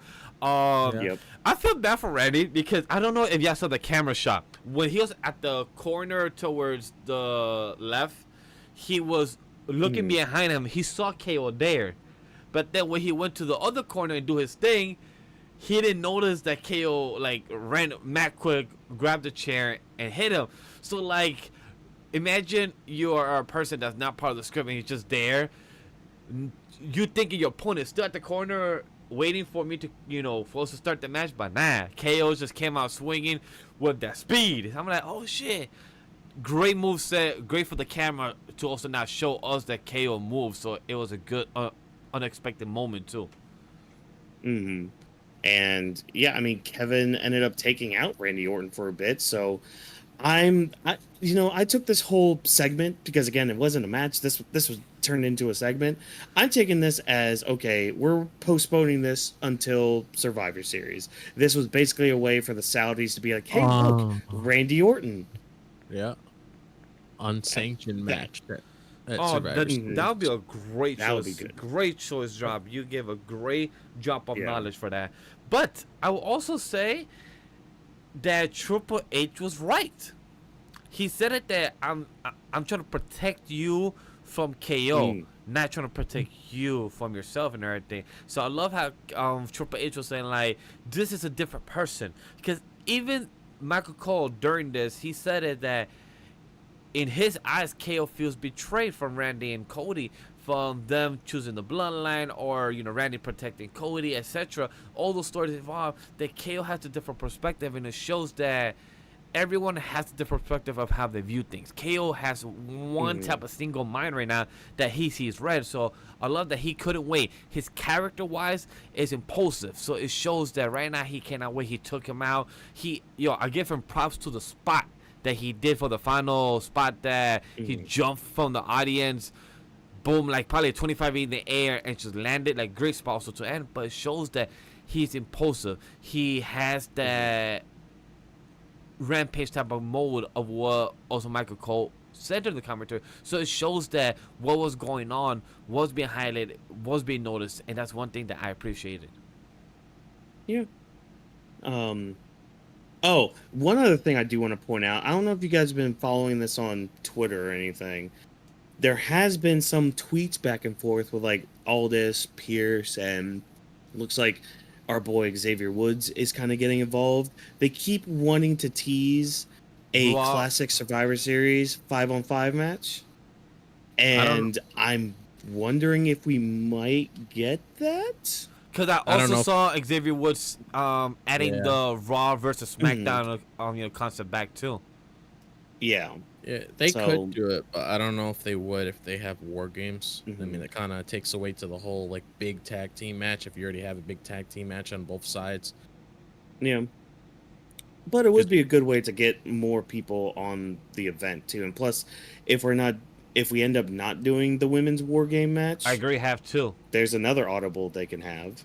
Yeah. Yeah. To have their own version, I wouldn't mind that. But for this match of Randy and KO, I'm really curious to see where it's going to lead up to this Friday. Are they going to show up, or are we going to see KO doing like another social media thing? Not saying like, look at this, y'all thought I was crazy, I took out Randy, or say hey Cody, you're next, or something like that. So I would love to see that happen. Yeah. Hmm. Oh boy. But okay, well we're gonna move right along then to a match that actually did happen, and personally, my like, if we're talking about mainly in ring stuff, this might be my match of the night. We had the U.S. title being defended in a triple threat match. We had LA Knight versus Carmelo Hayes Put the versus prize in the bag. Andrade. Like this, this match was fast paced throughout. It was. I like too how with this triple threat match, because like most of the time whenever we get like a triple threat match or like a fatal four-way match, especially in WWE, they do this thing where it's like, oh, one person takes a big move, they roll out to the ring and they're out there for like a couple minutes, and like we keep switching off having like one-on-one matches. I Yeah. appreciate this match for not really doing that too much. Like there are a couple instances where we did get like, oh, here's Carmelo Hayes and Andrade still doing their best of X series, you know, and LA Knight just getting in the way of all that. But like these three had really great chemistry throughout this match. I mean, there were times where they were using each other for offense. Like there was a part where LA Knight like he flipped or not flipped. He like used the top rope as a springboard to bring Carmelo back into the ring, and Carmelo like did a senton onto Andrade. Just like things like that. Like it was just really good, really engaging, and a lot of like cool moves to each other, onto each other, and all that.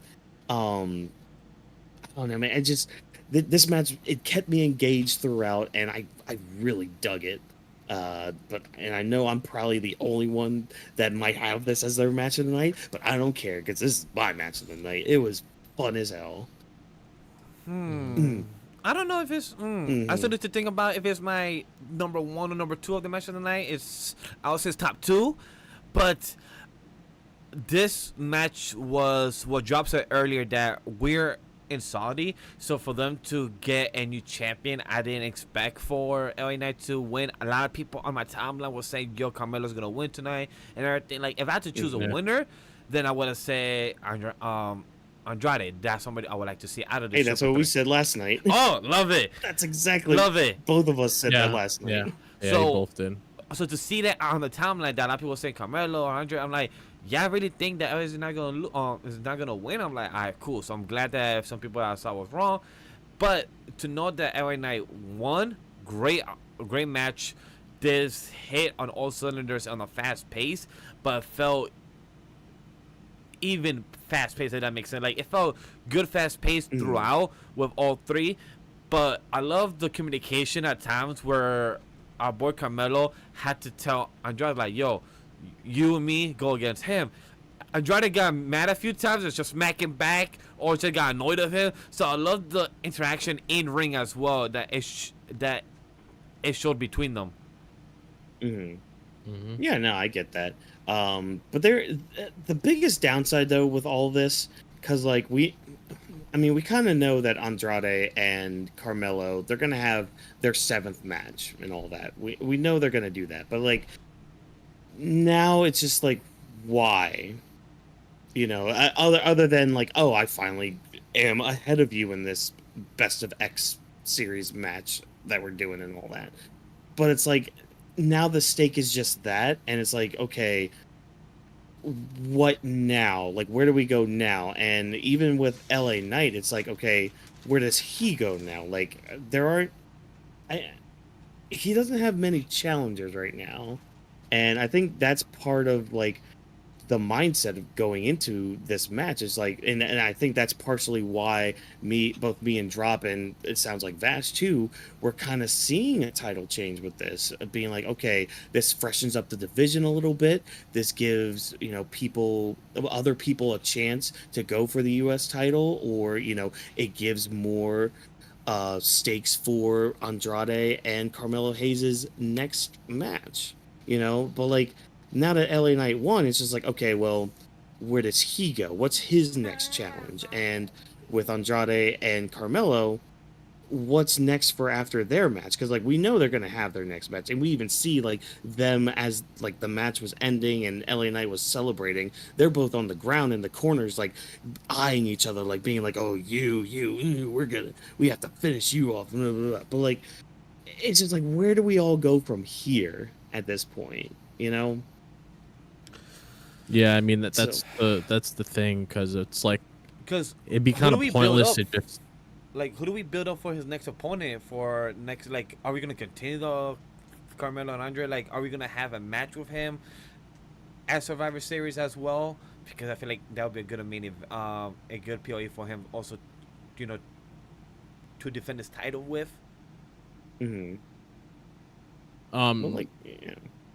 I mean, the thing is like that's the point now, because it'd be kind of pointless to have another match with any of them, because we've Mhm. just seen it so many times. So we got to think exactly what we're going to be going through next when it comes to like LA Knight, like who's going to be next in line for the title. Like, I don't really want to see a Yeah. Carmelo Hayes or Andrade anytime soon, until we at least give some breathing room, and then we could, go to Carmelo Hayes if LA Knight is still the champion around the time, and we could run that back and have Carmelo Hayes win the belt. Because I feel like at the end of the day, that is the end goal. Carmelo Hayes Mhm. is eventually going to be the next United States champion. It just depends how we get there. But I also want there to be somebody other than a Santos or whatever to come after LA Knight, because if I watch Friday Night SmackDown and I see that, I don't know if I'm going to be the Mhm. biggest fan of that, because we've seen that already Man, I for a would have good loved Yeah. to see LA Knight versus Baron Corbin, but who is that? Look, he's putting some fries in bags right now, so don't worry about it. yeah. So it's like I don't know. It's kind of hard to really tell like what's going to go on between either of these guys. Like, Yeah. but Yeah, like because like I, there's re- no I challenges. Yeah. yeah, but like I really enjoyed this match too. I thought it was great. Like when I Mhm. was posting about it online tonight, I thought it was great. Definitely was a great match. I mean, out of like all the matches that we got tonight, I mean, there's probably like two matches you could really say are probably like standouts when it comes to the main event in this one. Mhm. So it's like Yeah.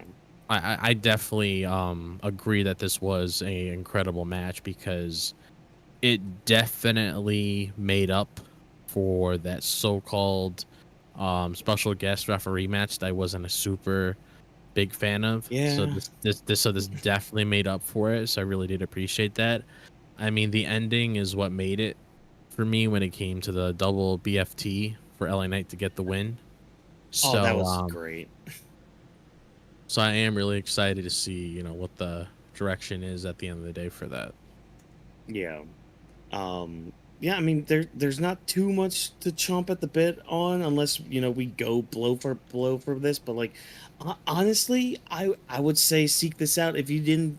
First of all, if you didn't check out Crown Jewel and you're listening to us talk about it, why are you here? No, Go that's watch fine. it and then come back here. No, go watch They it, probably come want to back just see the here. highlights of the conversation of what happened in the show in case they could have missed it because they was busy doing things on a Saturday. They probably get over it. They'll be like, And yo, get I gotta spoiled on check out. You know everything. what? They probably thinking, yo, I gotta check out what Vash, what Watkins, or what Drop says. That's my hot news. Where we come for the wrestling content in the world.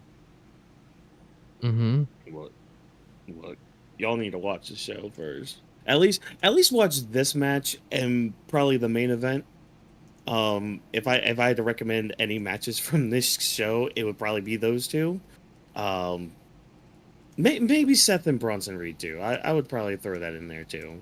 Um, but yeah, again, action wise, this match was good. It's just like we're just wondering where do we go from here afterwards. So I guess we'll just have to, as the term says, wait and see. But I mentioned the main event, so let's go ahead and talk about this good old main event, the Men's Crown Jewel Championship between Cody Rhodes and Gunther. Um, it was a good solid match. It really was. Told a good story. Once I heard Michael Cole on commentary be like, "Oh, Cody's chasing a story to win a major championship, be the first of his family to win a major championship overseas." As soon as he said that, I'm like, "Ah, shit, I Cody's mean, gonna win." I So it's mean, just like, okay, fine. to be Mhm. fair, there's other factors outside of that that convinced me Right. that Cody was going to come on top of this.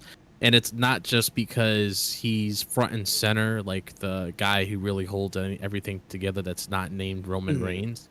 It's also because of, like I said earlier, when we were heading into this whole feud with him and Gunther to begin with, it was Gunther being overconfident in himself, saying that he was going to do this and that, and then looking back at the Bad Blood pay-per-view when this championship was first announced, you had Gunther saying how it's just going to be like King of the Ring, where Triple H is just going to wrap the belt under my Triple H is just going to wrap the belt right around me, just like how he did the first time, and just simply relying just on that sleeper hold alone.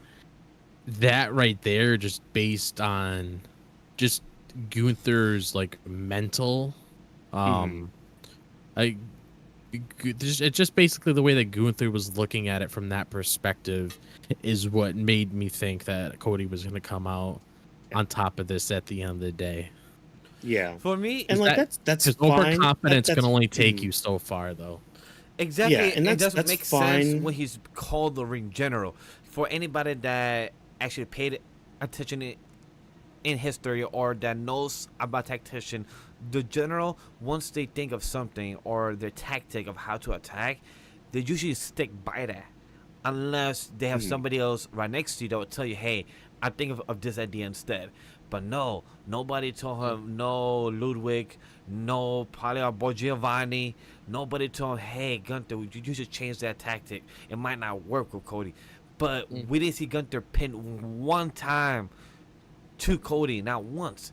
He just kept trying to do, I think he did it 3 times back to back, the sleeper hold, and failed that 4th time, I believe. So just to show that he was very committed to try and only do it against Cody because he's that confident, because he has taken out 2 other people like that. So it just shows how he's overconfident, and that's what blinds him. And it shows to that character of Gunther. He's the general. He believes he's the best because he's the ring general. Now he is the king of the general. It adds more to the layer of the character, that why he's so cocky for that reason. And that's fine. You know, the story with this was fine. I get that. I understand that. Especially with Gunther being overconfident, because like he's somebody who he can win a match with anything. Like we've seen him win a damn match with a damn clothesline. Like he can win a match doing anything.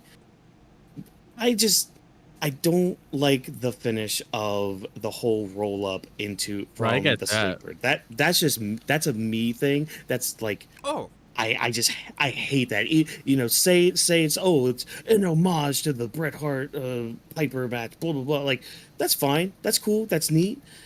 I saw it so many times back in 2017 with Samoa Joe, and enough times with Shayna Baszler, to where I am just tired of that finish. I am tired of that kind of like counter to the sleeper hold. It's just. That's just a me thing, you know. But like the story with the match of Gunther being overconfident like that's good, because like he was so fixated on making Cody pass out that it did lead to his downfall. Kind of like what we, if you guys remembered earlier, for like remembering that statement with the whole Bronson Reed thing. Like Bronson Reed, it's kind of a different situation, because he got pissed off and started trying to do something else. But that's the thing. He tried to do something and it led to his downfall. It's the same thing with Gunther. He tried to do something. He tried so desperately to make Cody pass out that it ended up leading to his downfall and leading to the end of the match and him losing. So now he's got to pick himself up all frustrated in order to... And I'm not saying like, oh, Gunther's stocks are down because of this, because that would just be silly to say. Like, no, Gunther's still on top. Like, he's still like a top star, and he's still got tons of stock. Does it suck that he kind of, lost clean on a Saudi show with a throwaway show? Yeah, that does kind of suck. I don't like that part of it, but like, I get it as well with it.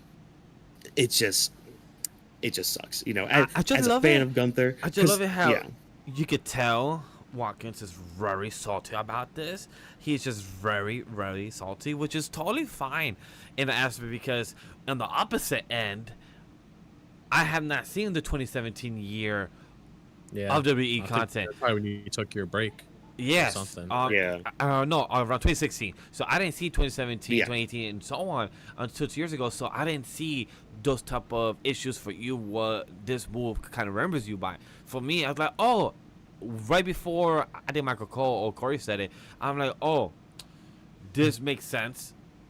Homage to Bret Hart makes for the story aspect, but for me, it didn't affect me so much. I just saw it as a cool move and cool reversal. But then with context, it makes sense. Anybody would be upset about it because it's been overused, but it hasn't been used recently. I don't know to keep tabs on that aspect. I don't recall when was the last time being used in the past 2 years, if it has.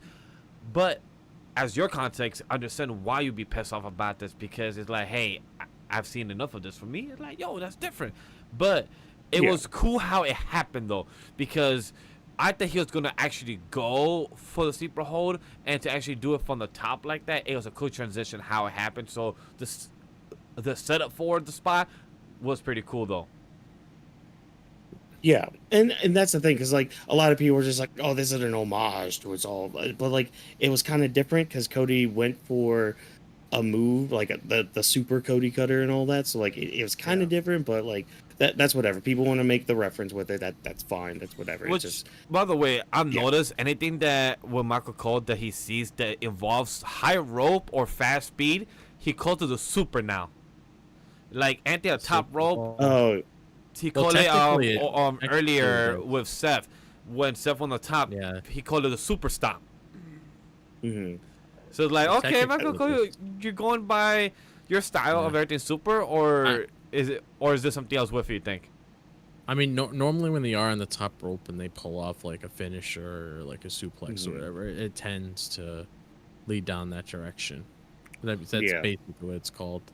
But it's plus like when, no, but I wasn't like that big on the finish really. My main issue was just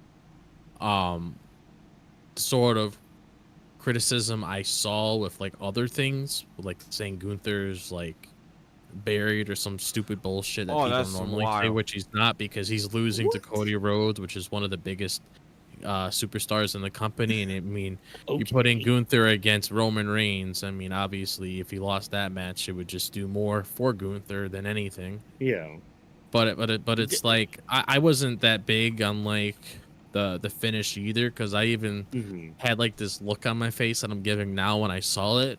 But I wasn't like upset with the outcome though, because I understood why they did it. Mainly because I know they like putting stock in their key players, and if they want to throw somebody's name for the first of something, I mean, if this was Roman Reigns in this situation, or I guess I will say, if it was Roman Reigns in this situation against Gunther, I would have expected Roman Reigns to go over and just based on like star power alone. Like the belt suits Gunther more, but I understand why they did Cody, because it just makes more sense at the end of the day, just because of where he's at the company right now.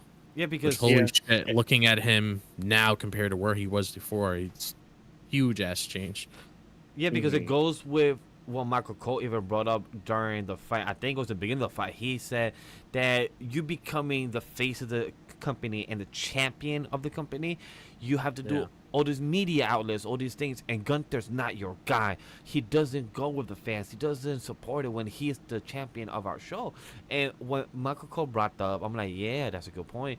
And then what Watkins brought up earlier of the segment, when the commentary was also saying that the first of many in his family has never won a champion outside of U.S. soil. So that was something that, okay, they're gonna check this off the list now. Like, as Cody's champion, he's gonna be checking things off his bucket list, where he could also become the future Grand Slam champion once he wins the U.S. title. So he's adding this type of escalates into his resume right now in the perfect opportunity. Now that he's the face, the star, all the work he has done outside has brought him to this point. So for him to actually take the W in this, I wasn't too shocked, if Gunther won, that would have been the upset for me. And that's a bad thing. It's something that I didn't expect for Gunther to win. I already knew ahead that it was going to be Cody for this. I didn't know he didn't win the U.S. title. Yeah, I just had to look that up. yeah, he has now won the U.S. title. That's why he was upset I when forgot about that. Logan Paul when he didn't put the U.S. title on the line.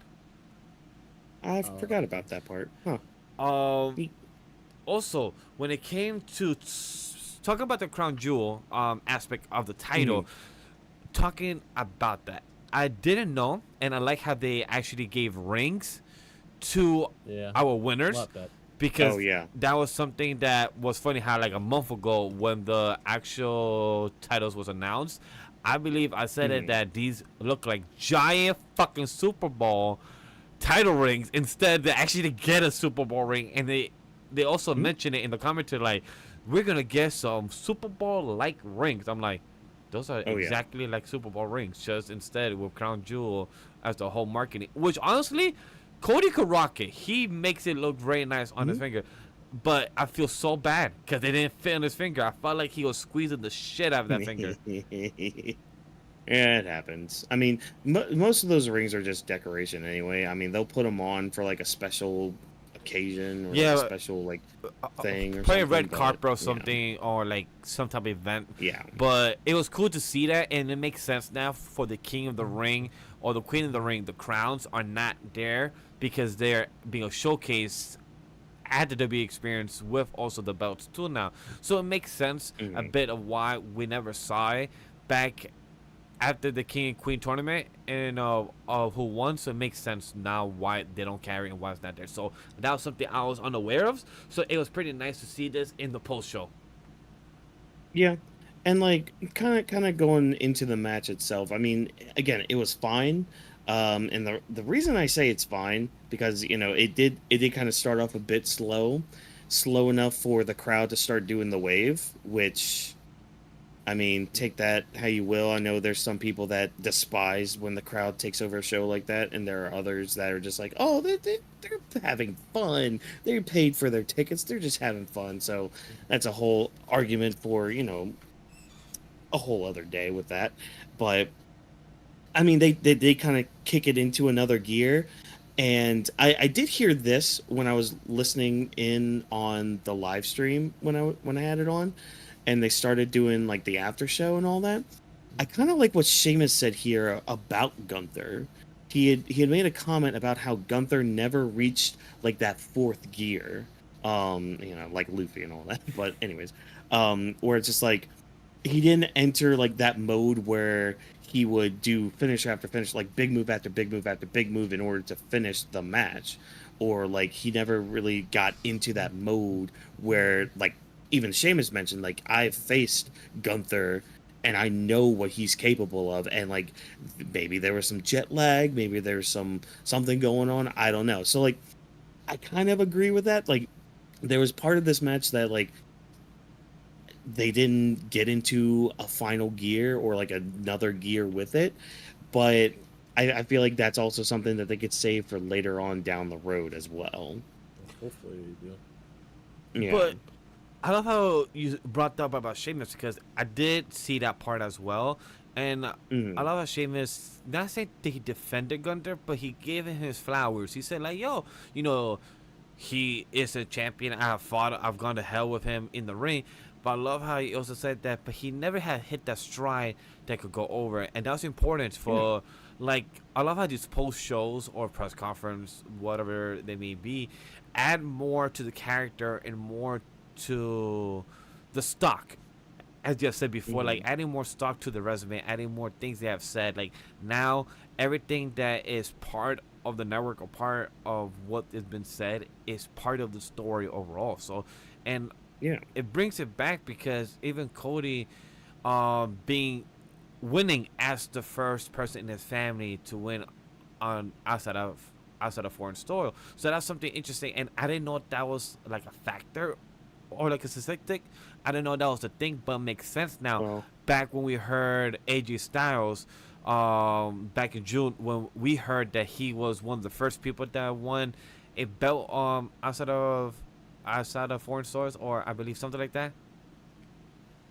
Well, I feel like they only added that little bit to make the title and the match seem a little more important than it wasn't, you know?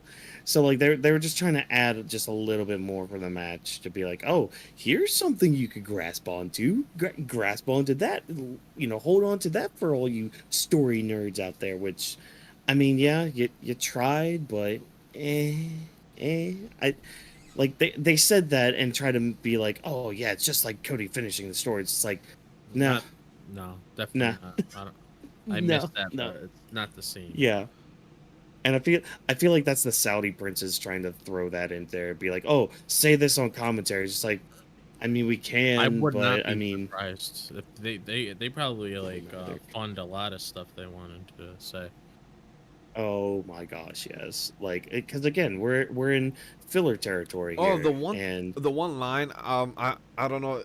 Yeah. You know what? There's one random line that just threw me off. I'm not sure where it was placed in the middle of the match, but I will say this: Michael Cole, us being told what year of the animal it is right now, and you said it was a year of the camel. That threw me the Yeah, I didn't fuck like, off. I didn't like that fucking animated shit. that It was just so threw me funny. off so bad. I'm like, boy, Yeah. what? Like, Wait, I'm wait, sorry, hold on.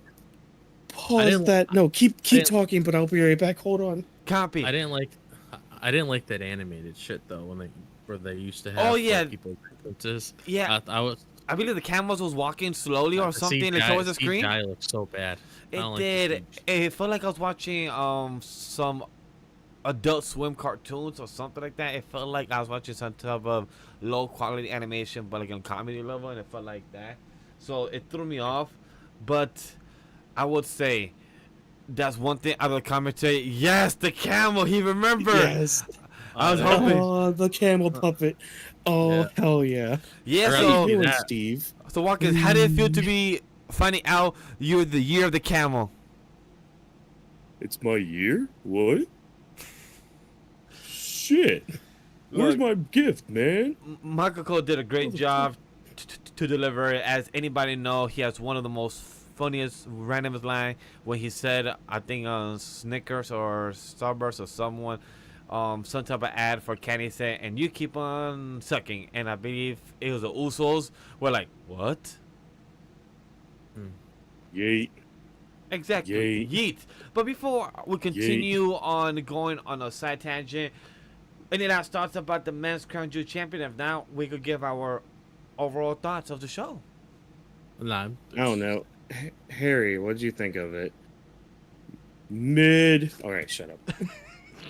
You had to use that line. It Oh, was fine. mid. It was fine. Oh, mid. look. Well, speaking of mid, how did we all feel about Crown Jewel as a whole? Because I Top mean, three. yeah, it was. I would Okay. say top 3 matches was definitely the triple threat of the U.S. title. I don't know if I'll put it first or second because match, yes, you know what? Match of the night, it was definitely Daz number 1. Number 2, I would say Cody and Gunther. And then number 3, I'll give it to the Fatal 4-Way. And then number 4, the Bloodline. But the number 3 was a Fatal 4-Way because I was very impressed of all the ladies. They did great. I had low expectation of that match, and I came out very happy for how it ended and executed where it was. I'm just curious to see where it leads up to. Match though, overall, it was good as number 3. I was very impressed. Those are my top 3 with What 4 mentioned. you, Drop? How did you feel about Crown Jewel as a whole? I mean, I'm just happy we're done with it. To be honest. Yeah, same here. Same freaking here. We're Like, done. even with this almost taped done. show on Monday, it's not gonna feel any different. What's really gonna No. kick into gear is that SmackDown and then the Monday after. That's when things will start feeling normal again. But it's like when it comes to like the highlights. But to what me, was I your mean, like favorite match or your favorite story of the? I mean, like favorite match would probably be the triple threat. I mainly just like Cody and Gunther just because the intensity alone. Because it's hard not to really be fully consumed with both of them in the ring. Because it's Cody and Gunther at the end of the day, so it's kind of hard to just ignore that. And plus, those But, slaps were brutal because Cody's chest was red as hell after. exactly. I was like, Yeah, damn, exactly. your shit got redder. Well, before we continue to suck the life out of this review, I think we are pretty much done with Crown Jewel. We are done with filler territory. We're done with the filler arcs. We are done with the filler content of all of this. And Yeah. if you guys want more content from us, whether it's individual, group stuff, you know what? I don't know where to find that stuff. Do one of you guys, Vash, you're the visionary here. Yes, I'm the where visionary. Can I find What I see all in the this future stuff? is that there's a show coming out maybe this Thursday called Grappling with the Week. Maybe, who knows? Probably check that out this coming Thursday, or maybe next 2 weeks. Who knows? So stay tuned for our stream update or stream notification you'll be having on the channel. Because if you're not, go put that notification and subscribe to the channel if you haven't. If you're watching and you forgot it, press that red button. It's okay if you forget. Things happen. And if you enjoy the content and we entertain you for the past 2 hours and 5 minutes, then like the stream. We hope that you were entertained. And if you didn't, let us know your thoughts about it, of how we can entertain you better. If not, you know what, just get an F5. Other than that, go to Anime with Studio on our main channel, where we can also see Off the Bench podcast, Anime Lately podcast, where we be talking about Agatha all along, or technically Billy all along. But hey, if you have seen the show, you will know what I mean. And then we have Shona Ronan coming up soon. So go check this out, and the podcast feed will be very soon for Weebs of the Ring. Check down the description. It will be added very soon. Other than that, those are the plugs. Plug it in. Just like the old, what was it, like a scent thing that kind of made your room smell better again? I think that's what that jingle came from.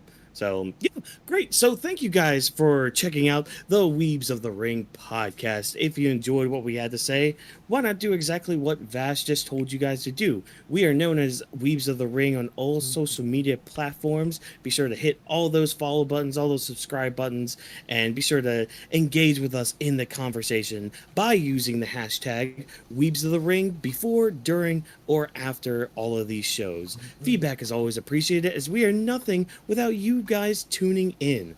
Weebs of the Ring is presented by Anime We Studio. Thank you as always to our production team for all of their hard work throughout the weeks, months, and years of doing this. And of course, thank you once again for joining us. And remember, as always, no stunt grannies were harmed in the recording of this podcast. Have a good night, everybody, and happy Year of the Camel. We appreciate you guys for being here. To Archie, Megan, and everyone else being here on the chat. We'll see you in the next one. I'll see you guys on Filler Monday. Filler Monday now. It might feel like that. Yeah. I don't really think high of it, because